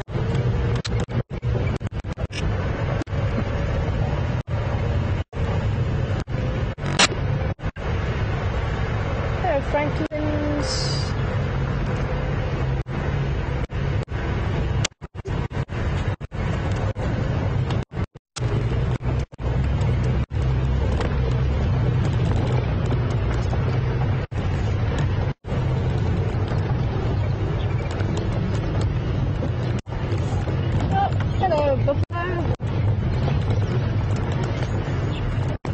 And the tracks were heading in its direction, so you never know, those tracks might have belonged to these boys.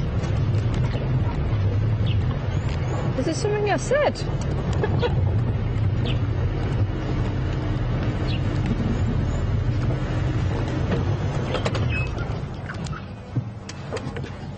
The only time I've ever seen that reaction is when there's been a crocodile come up and I think must have nudged the buffalo. We didn't see any teeth or anything like that, but the buffalo certainly moved pretty quickly. Although I have seen a hippo push the buffalo out of the water as well. And there were a hippo in here the other day. Nyari at Buffalo's Hut Dam.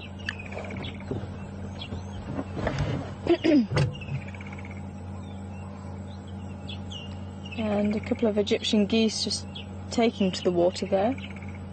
So they keep looking back into the water, so I don't think it was us, I think it was just very well timed.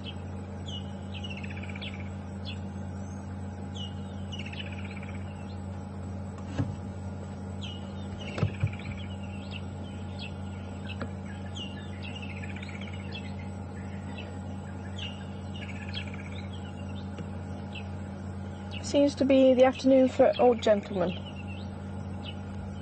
We had the Eddie Bull right at the start of drive, and now the retired old boys from the herd trying to keep cool this afternoon.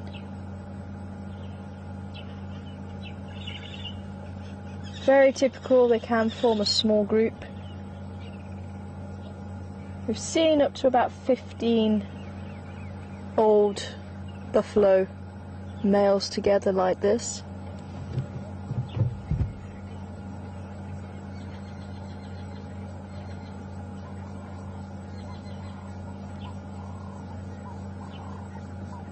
Hi Lynn, all the way from Michigan. Lynn wants to know what the difference is. Oh. You see, they can be quite cantankerous in their old age. They want the company, but they don't want the company. It's one of those. Looks like there's a young bull there as well. Wonder why he's with them. But Lynn wants to know what the difference is between water buffalo, African buffalo and Cape buffalo. Well, water buffalo are found in Asia, and apparently they're actually slightly different families as well, so they're not as closely related to the African buffalo, which is what is on your screen now, as what you would have thought. The Cape buffalo is just a subspecies of African buffalo, but I'm not sure, and I never was able to find out what differentiates them. But I just always know, I always got shouted at when I said Cape buffalo on Wild Earth. People said, no, it's not Cape buffalo. But I was trying to find out why it's not Cape buffalo. Now the Cape is on the opposite side of the country, so there will be some subtle differences, I'm sure. There'll be local variation, and I think that's why it became a subspecies. But I've never been able to find out what makes them different to buffalo on this side of the country.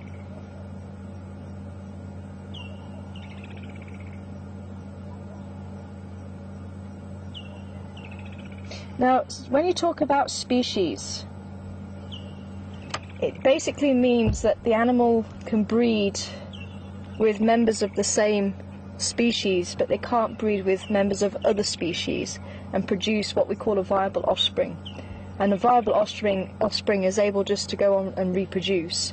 So I'm sure everyone's heard of a mule, and that's the horse and the donkey mating. So they're able to mate but the mule is sterile. It can't actually go on and reproduce, so it's not viable. So that's what we call a sterile offspring, and that's why the horse and the donkey remain separate species, even though they are able to breed, and that's where the separation comes from.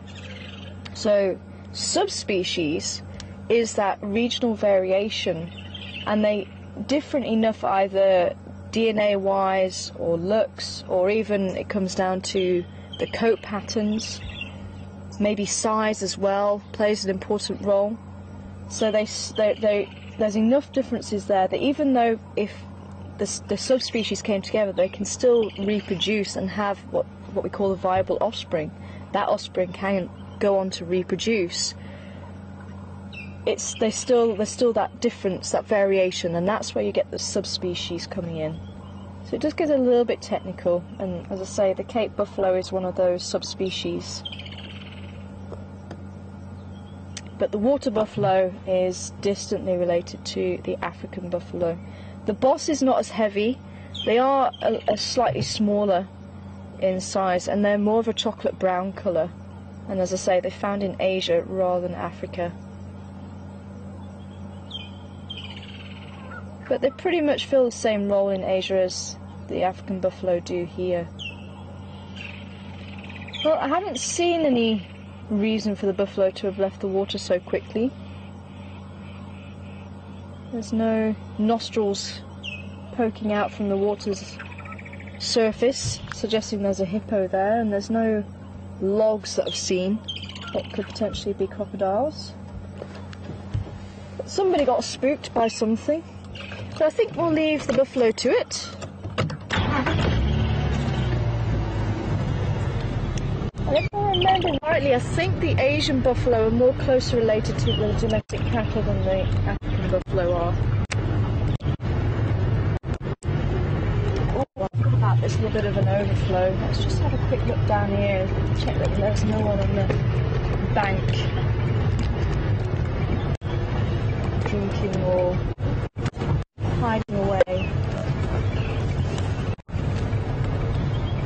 Anybody here? Oh wow, it goes right far back.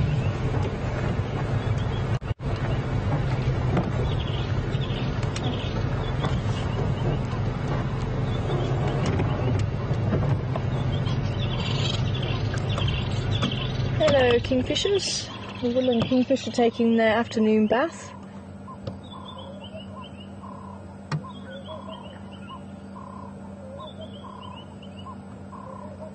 But sadly not much of the movement. Oh wow, check out all the dragonflies. Wow.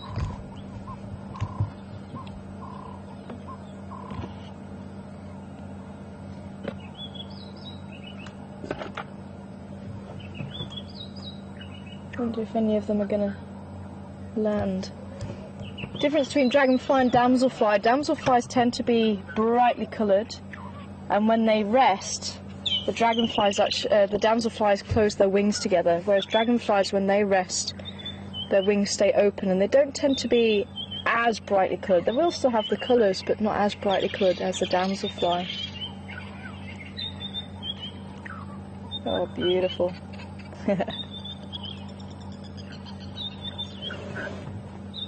Plenty of insects around for the kingfishers to feed on.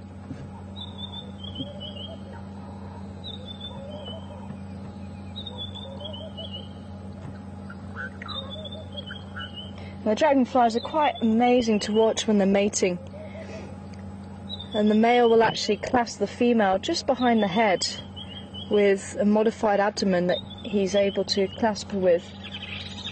So he'll clasp her on the head, and then she'll actually bend her abdomen up towards him and deposit, or allow him to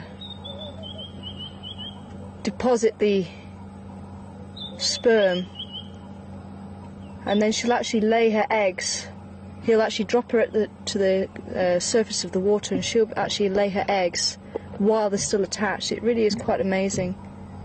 It's quite a long process, but you just get the male attach to the female, and as I say, she'll bend that abdomen up to retrieve the sperm, and then she just gets dipped into the water to lay those eggs. And even if you have a windscreen, remember it used to happen on the Land Rover, where the windscreen would be here and they thought it was actually water, and you get the female being dropped on the windscreen so she could try and lay her eggs on the windscreen. Oh well. But it doesn't look like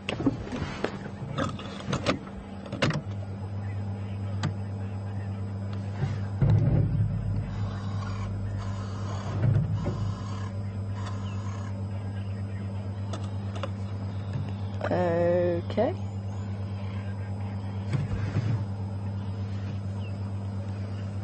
Okay, Andrew's pointing somewhere. So we're just being told that there's actually a flycatcher's nest somewhere in the tree here. Maybe we'll be lucky to see it.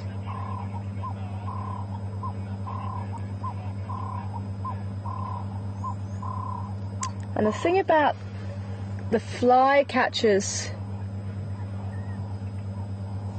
will actually use golden orb spider web, and they'll also use lichen to cover the nest so that they actually keep the nest nice and camouflaged, and that could be why we're struggling to see it.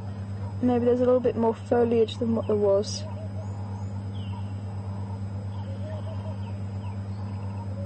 And so I'm struggling to see it now.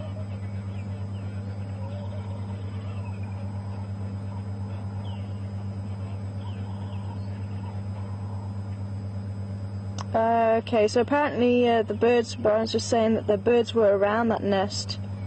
They saw the birds around it, but they never saw them go back to it. So maybe the storm got it, but as I say, they really are extremely well concealed because of that, the lichen. And as I say, they use the spider's nest to keep it in place as well. I'm going to actually start reversing back, but if I find some lichen I'll show you, because some of you might be sitting at home going, what on earth is lichen? But it's another mutualistic relationship. Whoops. You ready to go for a swim? But yeah, it's a mutualistic relationship between fungus and algae.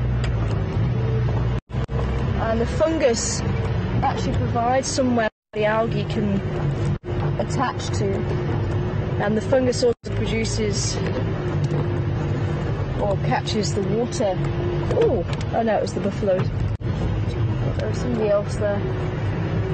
And they also supply the algae with minerals as well, and in return the algae will actually produce the food, because remember the algae is green, so it contains chlorophyll, just like the green trees, the grasses, and the chlorophyll allows the plant to produce its own food using the sunlight, water and carbon dioxide to produce the food. And that's how they actually produce the oxygen gas and the sugars that is needed.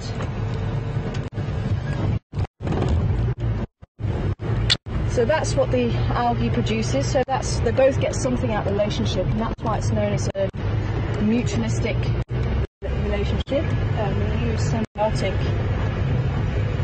to talk about the relationship. So it would be a symbiotic, mutualistic relationship. It's known as symbiosis. So we're going to take Hippo Cruise Road south now and head down towards Battalier. Maybe have a look around there. Hello, crested francolins. See these beautiful birds. And usually you can find lichen everywhere. Just trying to court a female. So lichen can be found on rocks and trees, and it does actually help to break down rocks and help produce dirt. apparently it doesn't harm the tree, but there's many thousands of species of lichen, somewhere up to 30,000. And it's a very good sign, if you do have lichen, it's a very good sign of clean environment, because they're not able to survive where there's a lot of pollution. And currently there's only 5 different species of fungus that will combine with the algae, but there'll be many different species of algae that combine with the fungus to produce all those different species. There we go, there's some here in this dead tree. And it's the world, it's all over the world, every country. There we go, it's just on this branch here. You can see the pale grey, and it's all different colours as well. You get oranges, red, oranges, yellows, greens, blues, blacks, greys. Apparently the Egyptians used to use the lichen to stuff the bodies of the mummies. It's been used as shampoo in some countries, medicines in plenty of countries, food for livestock when there's not been much food available, especially pigs. Many uses for lichen.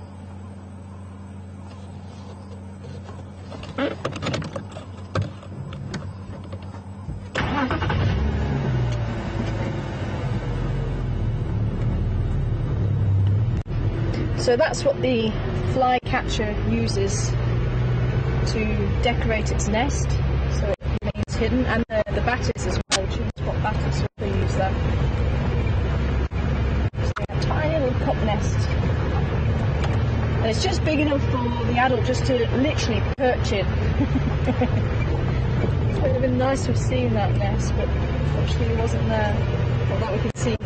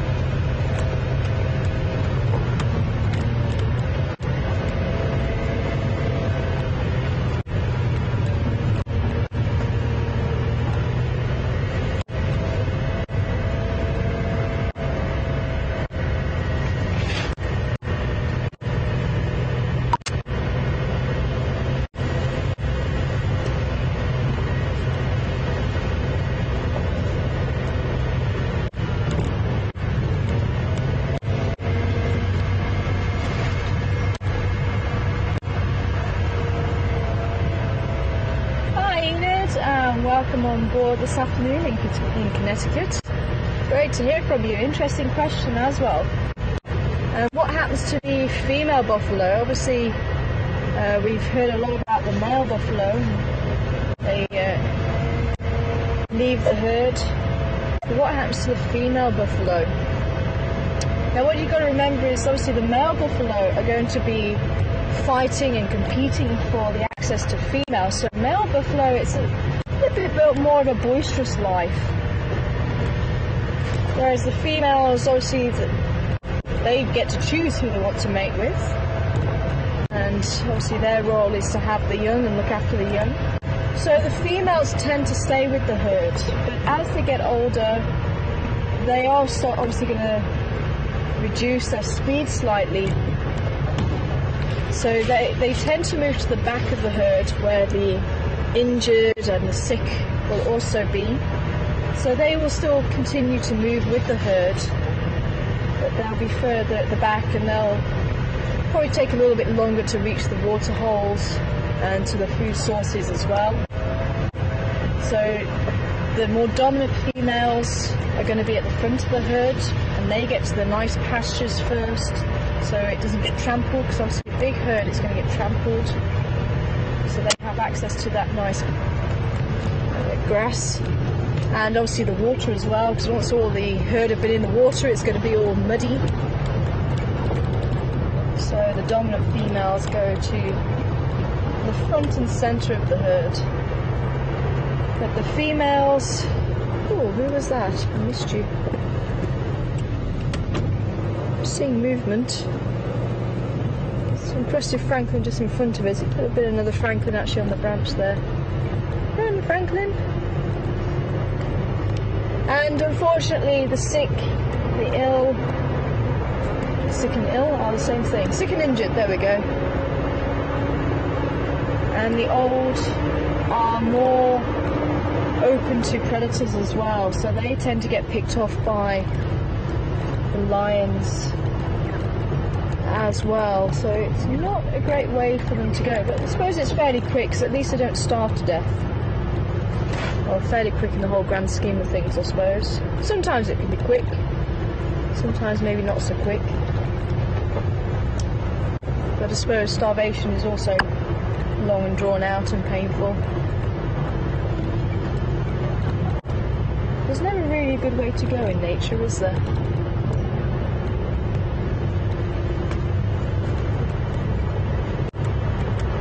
But that's why we don't see females congregating like the males do.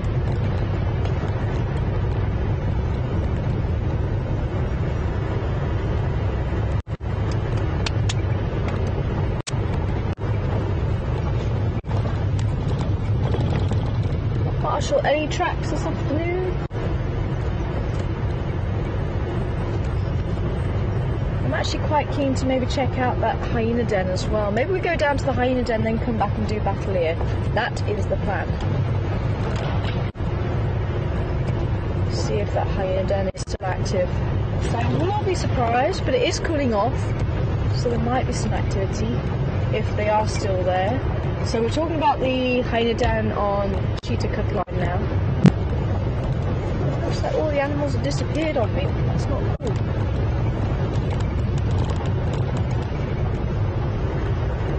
I need my lucky socks. I shouldn't have given them to the dog. Although they did have like a load of holes in them. I never did get used to darning socks.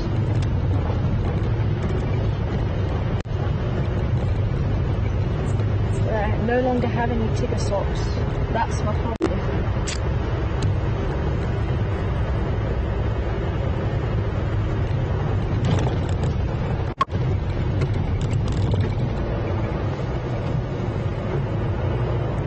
Get my mum to send some out. Mum, emergency, we can't find any animals, need the socks.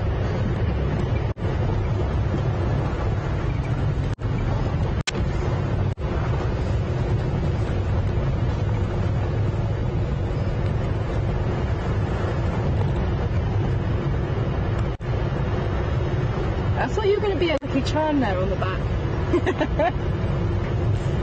Andrew got to see leopard twice in his first 2 drives. So it's all Andrew's fault. Stop being the lucky charm.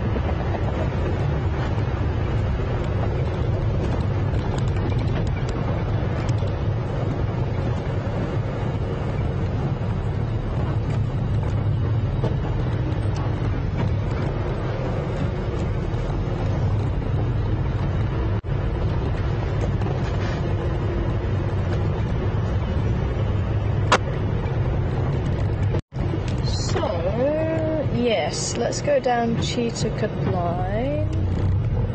Or should we go down Drakensberg?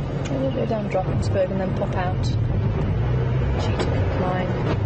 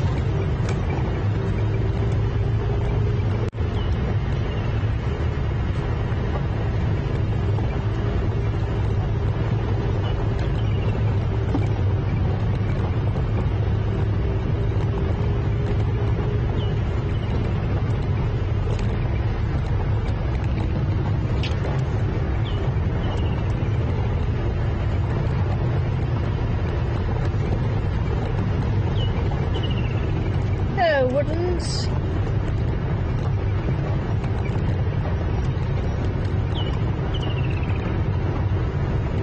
It's very quiet down this side. Just the woodlands calling.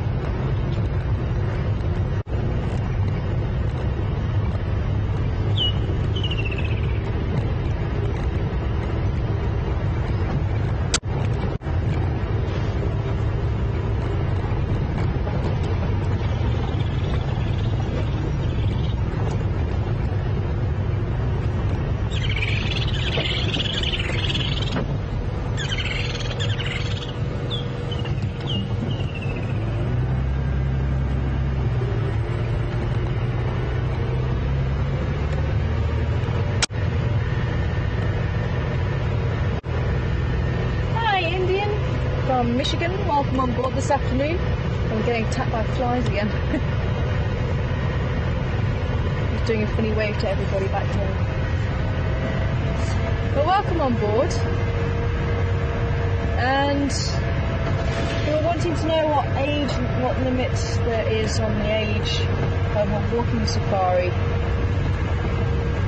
And just for safety, especially in the Big Five country like the Sali Sands, the age is usually 16. Some places say 14, but a lot of places say 16, just because you're literally in the wild. Nothing is predictable. And the guide can keep you as safe as possible, but occasionally it does go wrong. So that's why they do put an age limit on the walks, especially in the Big Five. If there's an area where there's not as much potential hazard animals, so like on the reserve that I work at the moment, the leopard is free roaming. It can occur anywhere in South Africa. Technically it could occur even in Joburg, or at least on the outskirts of Joburg. But certainly the elephant and the buffalo and the rhino and the lion, that's when you do tend to have that higher age restriction. But places, you say, like the reserve I work on, we only have the leopard, so you tend to be allowed children to walk a lot younger. So the restriction comes in where it's the more dangerous animals.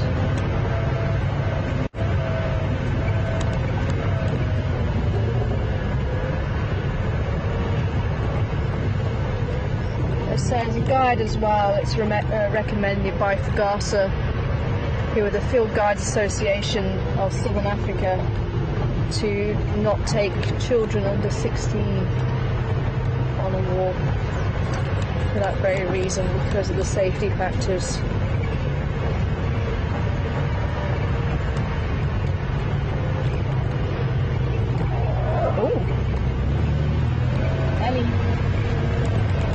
Upset Ellie. So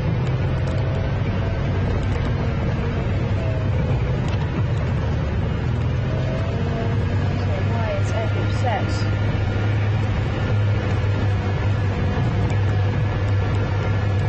See if we can locate them, but obviously having upset Ellie's, if you get too close you could be in the firing line for the displacement aggression. The elephant was following. Find the branch.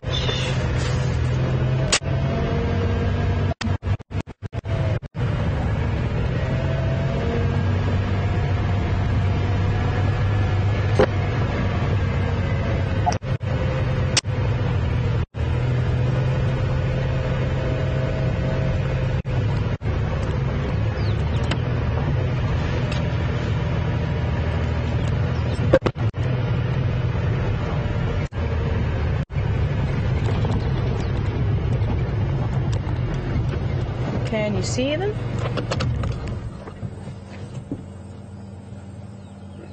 It sounded like it came from up that side. Unfortunately, we are actually at the boundary, so we can't go any further up the road.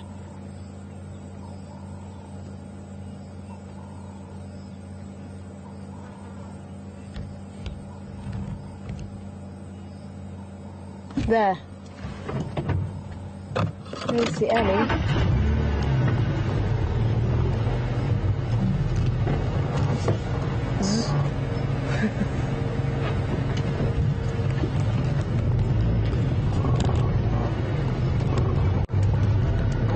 What's wrong, lady? What were you calling about?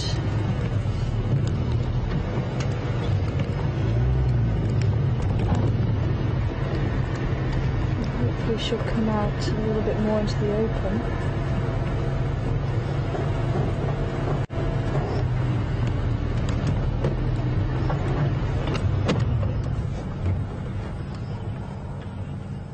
Could have been two young boys sparring. Hopefully as they come out of the bush we might get a little bit more information.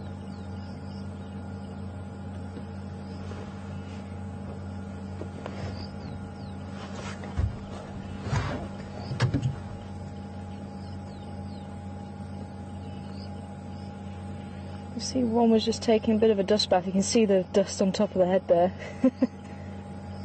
And that helps to get rid of parasites. There's one on the ground as well. There's the one rolling around on the ground. I think a youngster.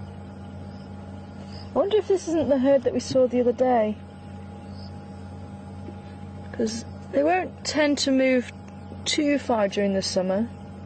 If there's plenty of food in one area, they'll eat, kind of do a bit of a figure-of-8 circuit and then move on to another area. So it could be the same herd. There's been plenty of food around, and then as it gets to winter they tend to increase those circuits.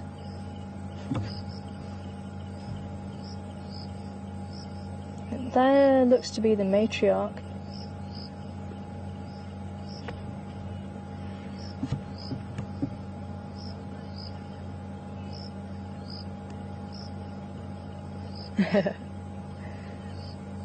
Hi Ed, welcome on board. Great to hear from you this afternoon, and wanting to know, why do elephants keep walking when there is plenty of food around? And I think it is kind of part of their nature to make sure that they don't strip the area bare of food, so that if they did stay in the one place constantly, they would just wreak havoc in that area. They would just strip every tree bare. They would just demolish it to the extent that there would be no more growth. So I think it is part of their... Oh, there's a tiny little baby. They're actually just slowly making their way out towards the road behind us there. Let's see if we can't reverse back and get a better view of them. So I think that it is part of their nature to avoid that.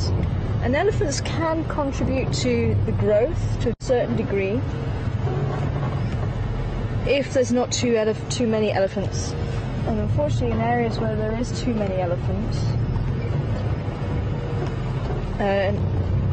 again you can actually see the destruction that they can cause. But when they knock over trees, yeah, they're just checking it's safe. It does look like something may have happened, because they've all got the temporal lobe is weeping, which tends to suggest that they have been a little bit stressed. So it could be there was a predator around here, but we'll see what the herd is like. And I'll just keep a very close watch out, just see if a cat does pop its head out. But it could be that if there was a cat around, they might have chased it further away across the boundary of our traversing area. But when they push over the trees, they can actually form natural seed beds. So they'll catch any seeds that are blown by the wind, or the water actually moves if we have a lot of rain. And those seed beds will then be protected. Once the seeds actually germinate, they'll be protected from smaller animals and the herbivores because the branches of the tree or the roots of the tree will actually help to protect them. So they can actually help regrowth. They can also open up areas where maybe there's just too many trees, it's becoming a dense thicket and very little growth can occur, a new species, so it might be taken over by one particular species. So if they open up that area, then they let new sunlight or more sunlight in, and they can actually help to increase the growth. So elephants do have their place, but as I say, there needs to be that balance again. That little one is off on his own mission. I thought the rest of the herd might follow, but they've gone further into the bush again. So I do wonder if something did spook them, because they did have those babies. I was really hoping we'd get to see the babies, but no joy. I'm hearing the branches breaking, so let's just see if they will pop out.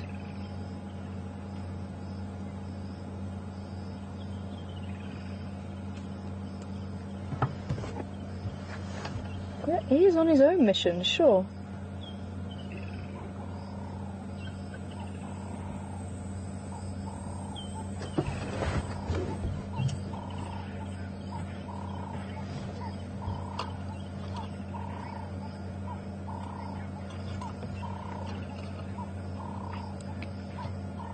Good afternoon to you, Patrice, in Savannah. Great to hear you on board this afternoon with us. And wanting to know, why do elephants throw dirt on themselves? And the dirt can act like it's a dust bath, a bit like the birds do. The birds will actually roll in the dust to try and get all the dust in amongst all the feathers. So the elephant will actually try and throw dust over itself so it goes into all the creases of its skin, and it helps dislodge any ticks or parasites that might be on the outside of their skin. There we go. There's one just on the corner. I'm just going to start crossing the road now. There we go. So it looks like the herd might slowly make their way this side. Love to try and see those babies again. That's what makes me think it might be the same herd, and that might be another reason why they're sticking around, just to give those babies a chance to keep up.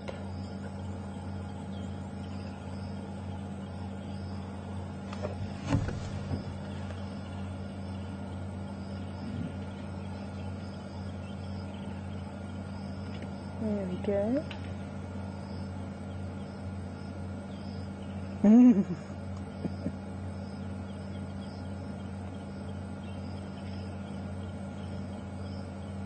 See, the adult there was actually using its trunk to scratch its ear. So I think that little one you can see on your screen is barely a year old. It's probably just over a year old. Oops! Wasn't watching where it was going.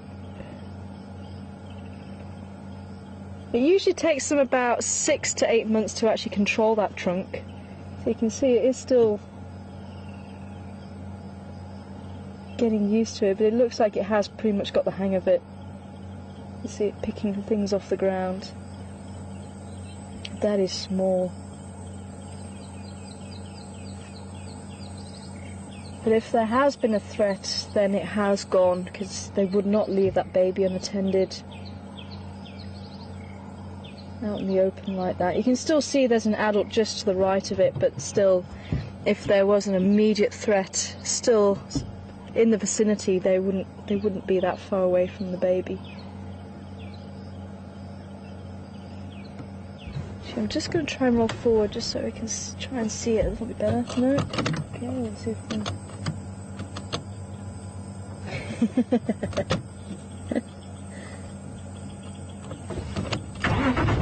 out the way of the grass. Oops, sorry.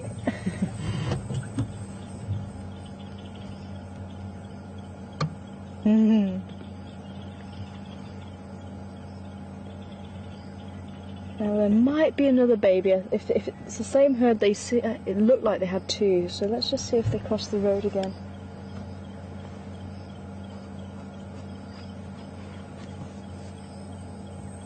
They certainly have quite a number of small elephants anyway.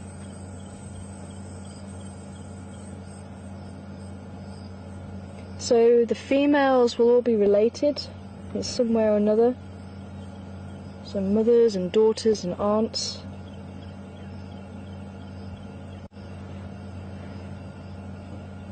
I have seen there's a couple of very large females.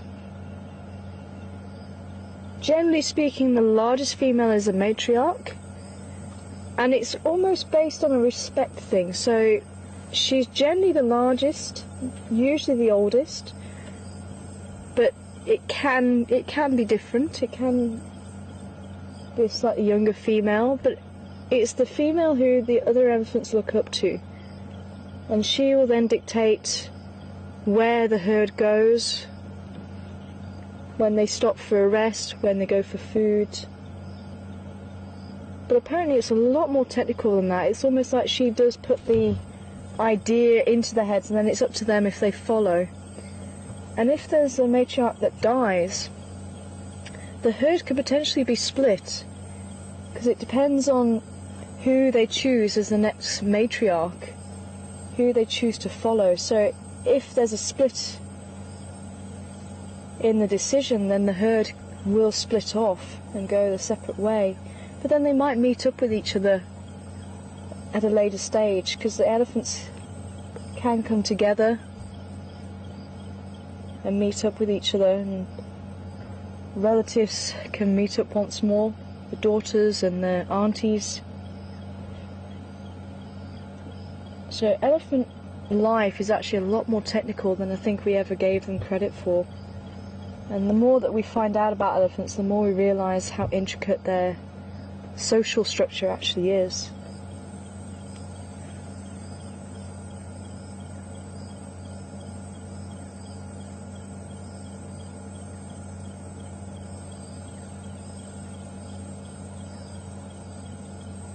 So the young boys will stay with them up until they're about 16 or 18. They start getting a little bit too boisterous. And as I say, that could be the other reason for hearing one of the trumpets, the noise. I don't know if we actually heard it on the camera, but we could certainly hear it from where we were. But it could be there was two sparring and maybe one got a little bit out of hand.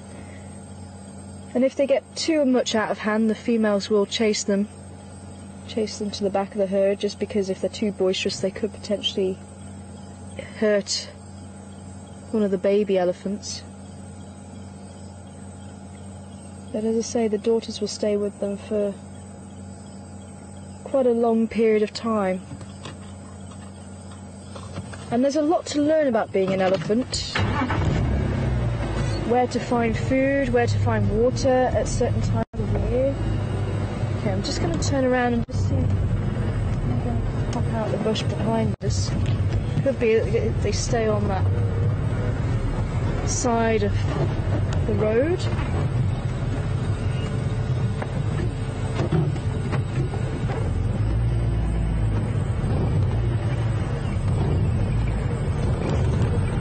Hi Lynn, welcome on board again. And Lynn would like to know if I've ever been charged by an elephant. And I have once. Now, elephants have two different charges, if you like.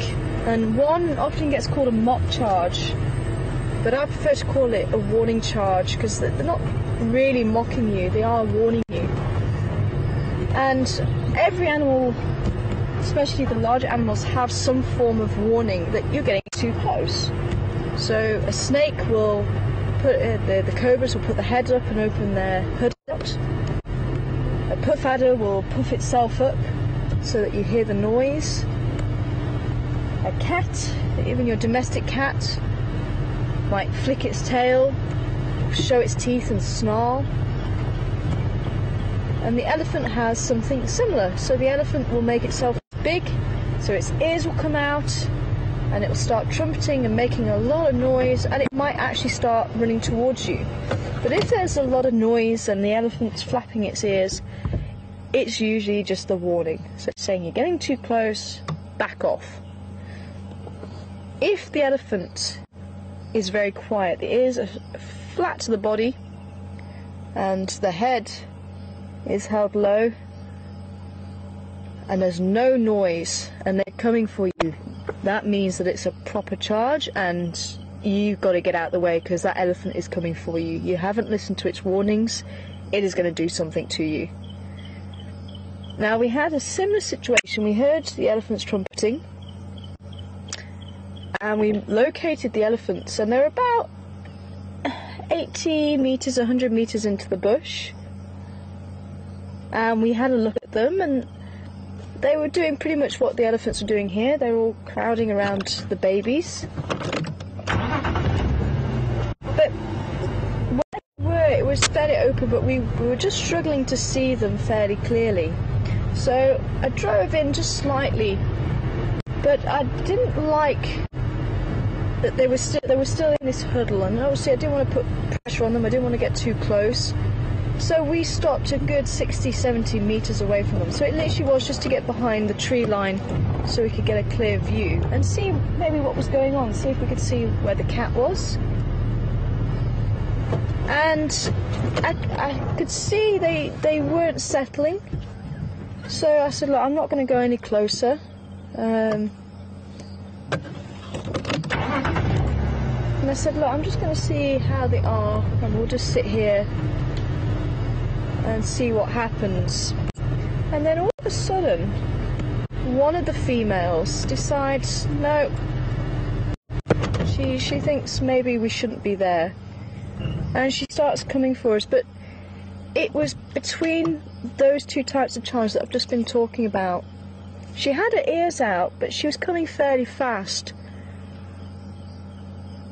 and it was somewhere between a warning charge and a full-on charge, but she had to go around the trees, so she slowed down quite a bit. And something said to me, don't shout, don't bang on the side of the door, just speak to her. So I just said, hey lady, what's this? And she literally stopped about 2 or 3 metres away from the vehicle. And it was almost like, oh yeah, it wasn't you. You're not the problem. And she turned around and walked away. And the herd actually relaxed. And that's what I was saying, that's why I was going to be very careful when we approached, because I think she was actually displacing that behaviour onto me, because maybe they didn't actually see what the problem was, and maybe they actually, as I say, she just took her anger out on me, and then realised that actually no, I wasn't a problem, I wasn't a threat, and she didn't need to do that. But it was very odd.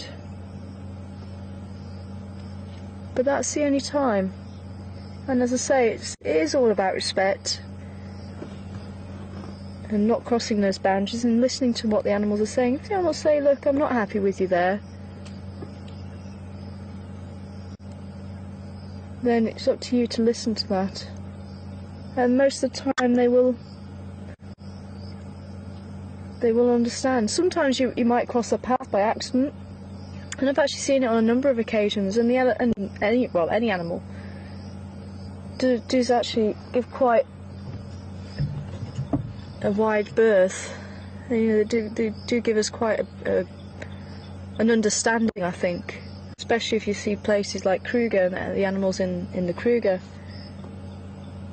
especially if they are used to vehicles. And as I say, occasionally you do misjudge the distance or whatever. You say, hey, hold on, come on, back up a bit. And you just back off, and then they're happy.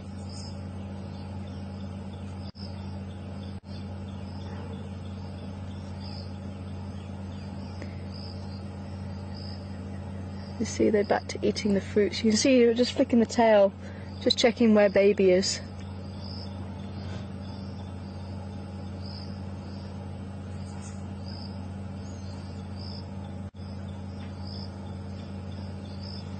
Hi Sharon, in Pittsburgh. Good to hear you're on board, Sharon. Great to hear from you.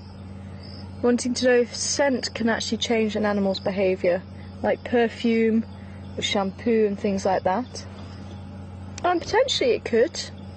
You know, if you've got a strong smelling shampoo that smells very fruity, you could potentially have an elephant coming to check you out. I have heard of perfume because I think they still do in some of the higher end market perfumes. They used the civet, the anal secretion from the civet, to actually bind the perfume products. How on earth they came across that in the first place, to find that it was a good binding agent, I'll never know, but it's actually quite foul smelling secretion. I think let's start heading down towards that hyena again on Cheetah Cut Line. Looks like the elephants have moved back into the bush again. Lovely for them to come out and just say a quick hello. Very cool. Let me just see if I can actually turn around here somewhere.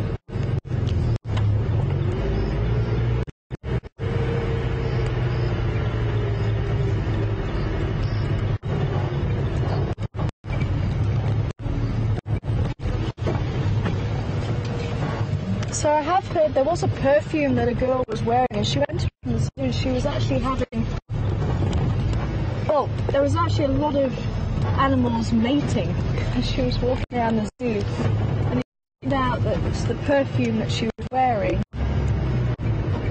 had some form of gland or anal gland secretion in it, which the animals did react to. I think that perfume has been taken off the market. It's quite a while ago now, but there is that possibility. We do tend to suggest not to wear strong perfumes if you're walking in the bush, because again you don't want to give your location away, but you do smell different to animals anyway.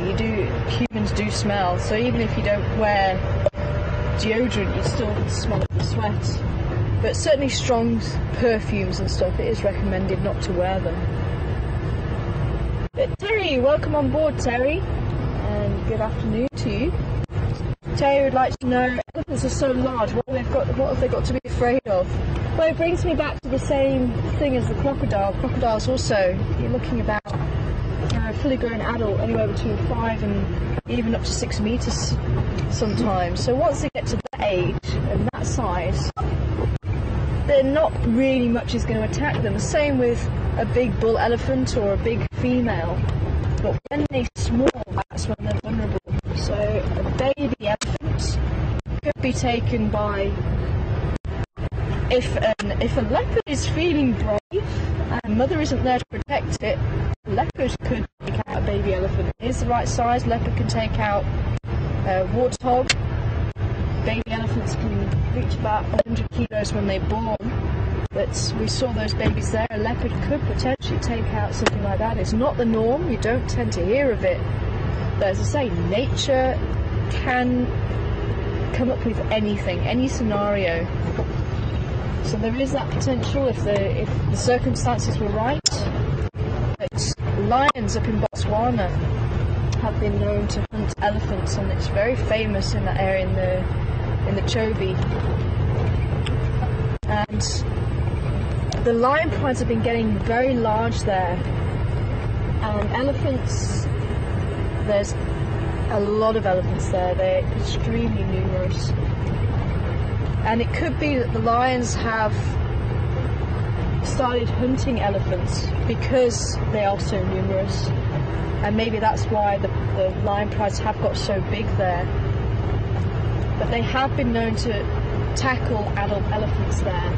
And what's really interesting is the elephants there know the difference between a female lion roar and a male lion roar.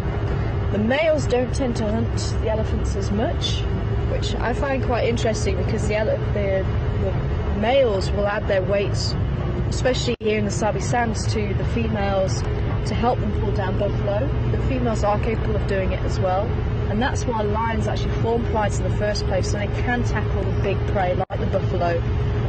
But they hunt the elephants up there. We don't tend to see it down here in the sands, possibly because there's a lot of other prey, and obviously the buffalo as well. But when researchers have played a female lion call, the elephants who have been attacked by lions before react, and they'll actually protect their young. They'll encircle the young, make sure it's all safe before moving them out of the area. If a male lion call is played, they don't tend to react as much. And if the calls are played to a herd of elephants that have never been attacked by by lions, they also don't seem to react. So again, it will depend on what has actually happened in the past.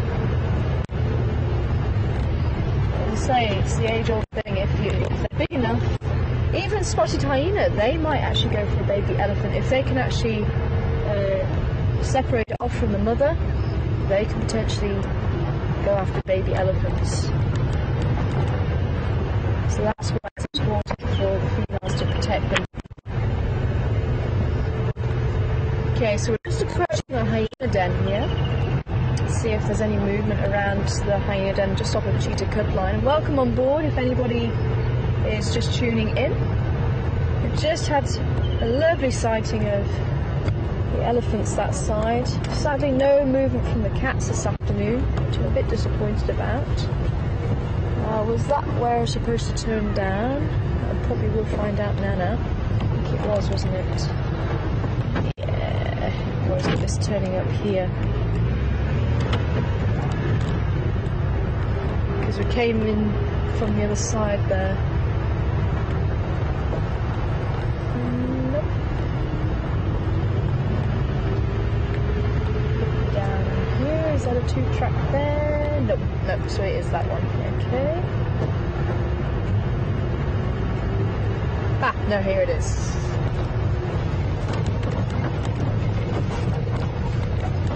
Hi Chantal in Canada, welcome on board to you this afternoon.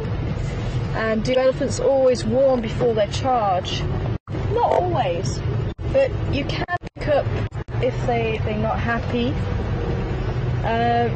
Sometimes they do the foot swing, so they'll pick the foot up and they'll just start swinging it like this, and they're just deciding what to do. But generally speaking, they'll give you some form of sign that they're not happy. Sometimes it'll be a head shake, so we'll see them just do this, and they'll flap their ears around. It's not always, when you get a warning charge, that's pretty serious. So there are those little things that they'll do just to give you a warning. It's understandable, and I always say, if someone comes right up to you and gets in your bubble, it's not very nice. And it's the same with the animals. If you drive straight up to the animals and burst their bubble, they're going to get a bit upset with you. So that's why when we approach the animals, we try and keep our distance. And obviously we have to gauge it, because obviously people want to get as close to the animals as possible. But as I say, we don't sit on top of them. And then we try and judge it so that we're in the pathway of where the animal might go, in order to maybe try and sit there in the hope that they would actually come a bit closer, and then it's up to them, it's on their terms. They know that you're there, and if they're quite happy approaching you, then they'll come towards you. And we've had some wonderful sightings where animals have done just that. I'm just making our way around to where the heifers are gone. Let's just see if there is any movement here. Anybody home?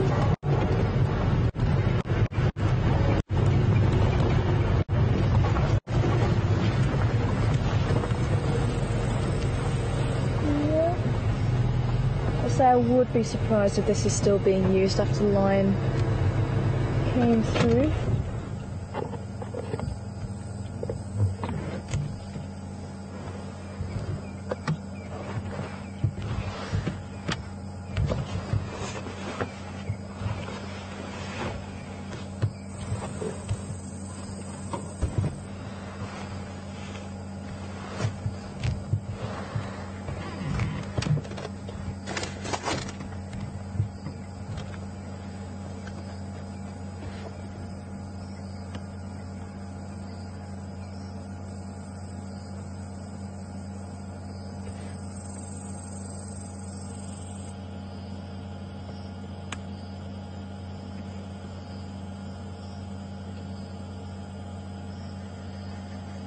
I can't hear any noise to suggest anybody is around.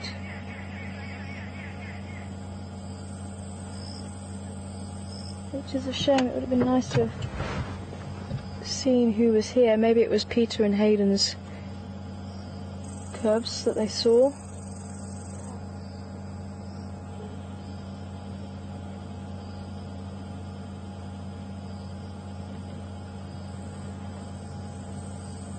Okay, well, let's turn around.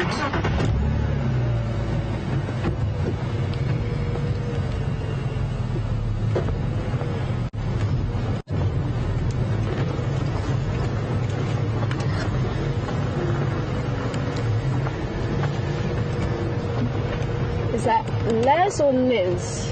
I think it's Les. From Brooklyn. Oh, Liv! Welcome on board, Liv. And good afternoon to you all the way from Brooklyn. This afternoon here on WildEarth on our live safari. Glad you could join us. And Liv, wanting to know, is it true that Ellies will really walk hundreds of miles to go and die where they were born? I've never heard of that. What tends to happen is a bit like the old buffalo. Now, I have heard of the elephant graveyards, which is also a bit of a myth. They don't go to the elephant graveyards to die. I'd say what you've heard is a bit of a myth. It's I've not heard that they'll go back to where they were born.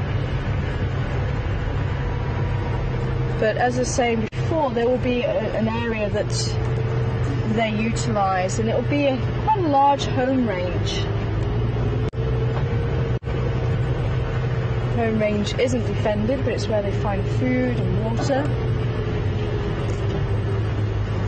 So that would be where they were, they would naturally be. So that would be part of the area where they were born.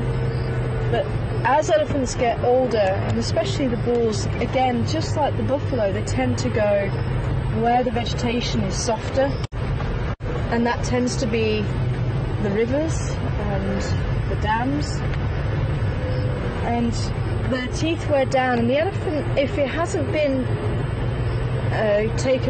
taken by disease or illness, they can potentially starve to death, because once the last set of teeth have come through the mouth, and it moves from the back to the front, and they have 6 sets throughout their life, and as the one set falls out, the next set is there to replace it. So once the last set gets used, their teeth are worn out, they've got no other sets of teeth to replace it. So they go for this softer vegetation that's by the rivers and the water holes.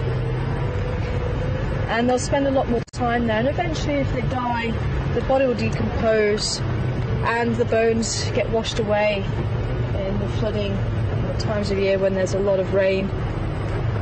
And the bones will then get deposited in similar places where the water's just not strong enough to carry on moving the bones. And that's where the thought came from with the elephant graveyards, because they would get deposited in the same areas. As I've not actually heard of them going back to the place they were born. I think that would be a bit of a myth. But as I said, they would be incorporated in that home range anyway. Especially with the females, they'll utilise the same areas where the mother would have brought them up.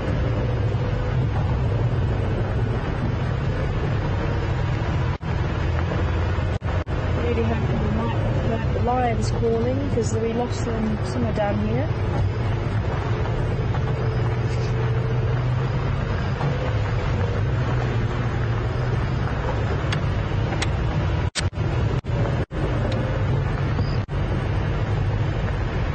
Hi, Tina in Houston. Good afternoon to you. Welcome on board. An interesting question. Does a matriarch female recognise an adult son if she ever comes across them again? And I would say yes. They spend so much of their life together, the first 18 years of that baby's life. They've got such a good sense of smell. They would recognise, and obviously a very good memory as well. Elephants are known for their memory, and it's very true. There's been a number of occasions where an elephant's memory has been put to the test, and it's proved itself time and time again. But the female would be able to smell the sun. She'd be able to recognise him with that, no doubt.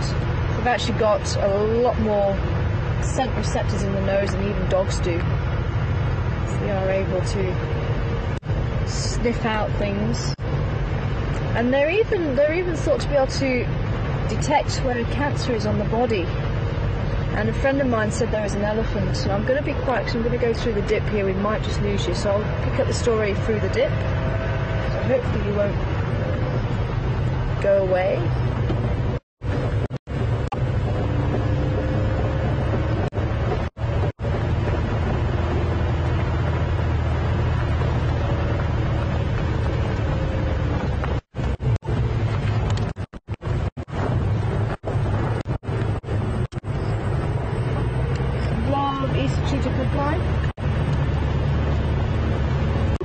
Otherwise, hopefully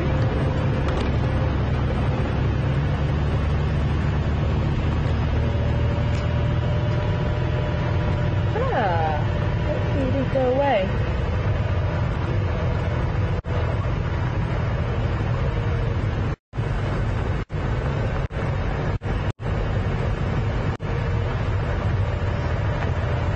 My memory has been really bad today. What was I just saying?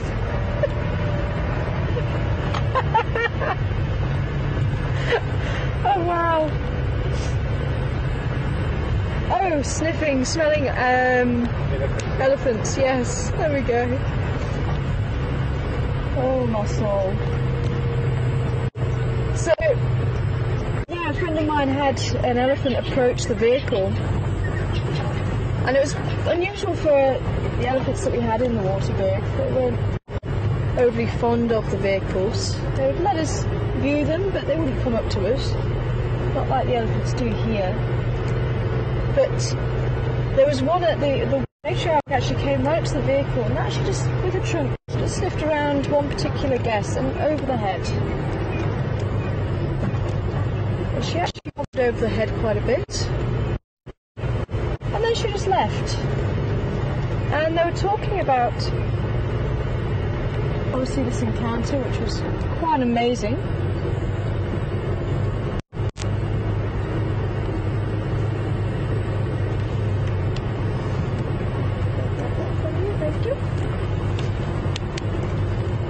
And it actually turned out, a woman admitted that she actually had a tumour in her head,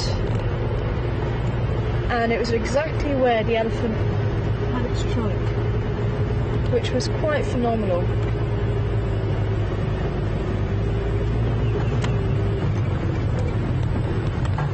So I have no doubt she would be able to recognise her son, or any sons, and it doesn't matter if it's the matriarch or any of the females, they'd be able to recognise the offspring. So we're here at Twin Dams. Not too much activity this afternoon, sadly. So the cats really have gone into hiding this afternoon.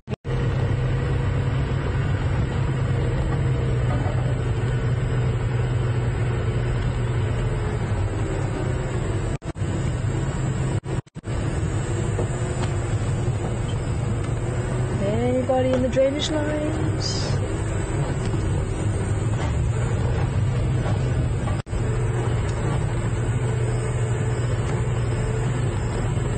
Nope.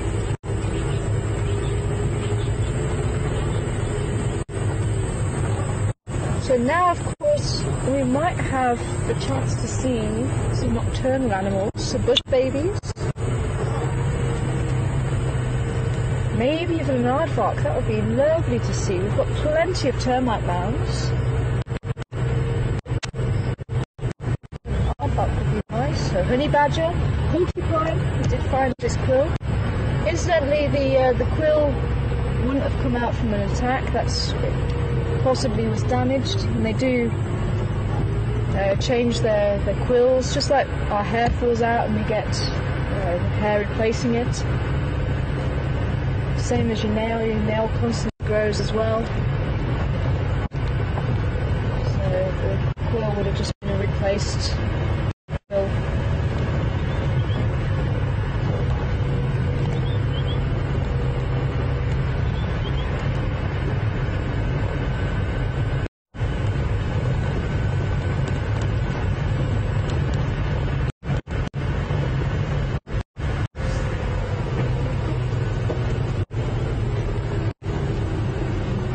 Oh wow, that last half an hour went very fast. Well, unfortunately it's come to the end of the drive, folks. But if we do run into anything on the way home, then I'll definitely share it with you. So do stay hovering just in case, but I'm going to have to say goodbye for now. Thank you very much for joining me this afternoon. I hope you've enjoyed the drive. A little bit quiet with the animals, but there was a few nice things along the way, and hopefully we'll have some cat activity in the next couple of days. I'm keeping my fingers crossed. Thank you very much for all your questions. I hope you enjoyed those Ellies as much as we did, and especially those little babies as well. Thanks Andrew for your camera work, and back in front of control Brian and the thumb I'm sure was keeping everything under control very well that side. But thank you very much for joining us here on Wild Earth, and we'll see you again tomorrow. Goodbye for now.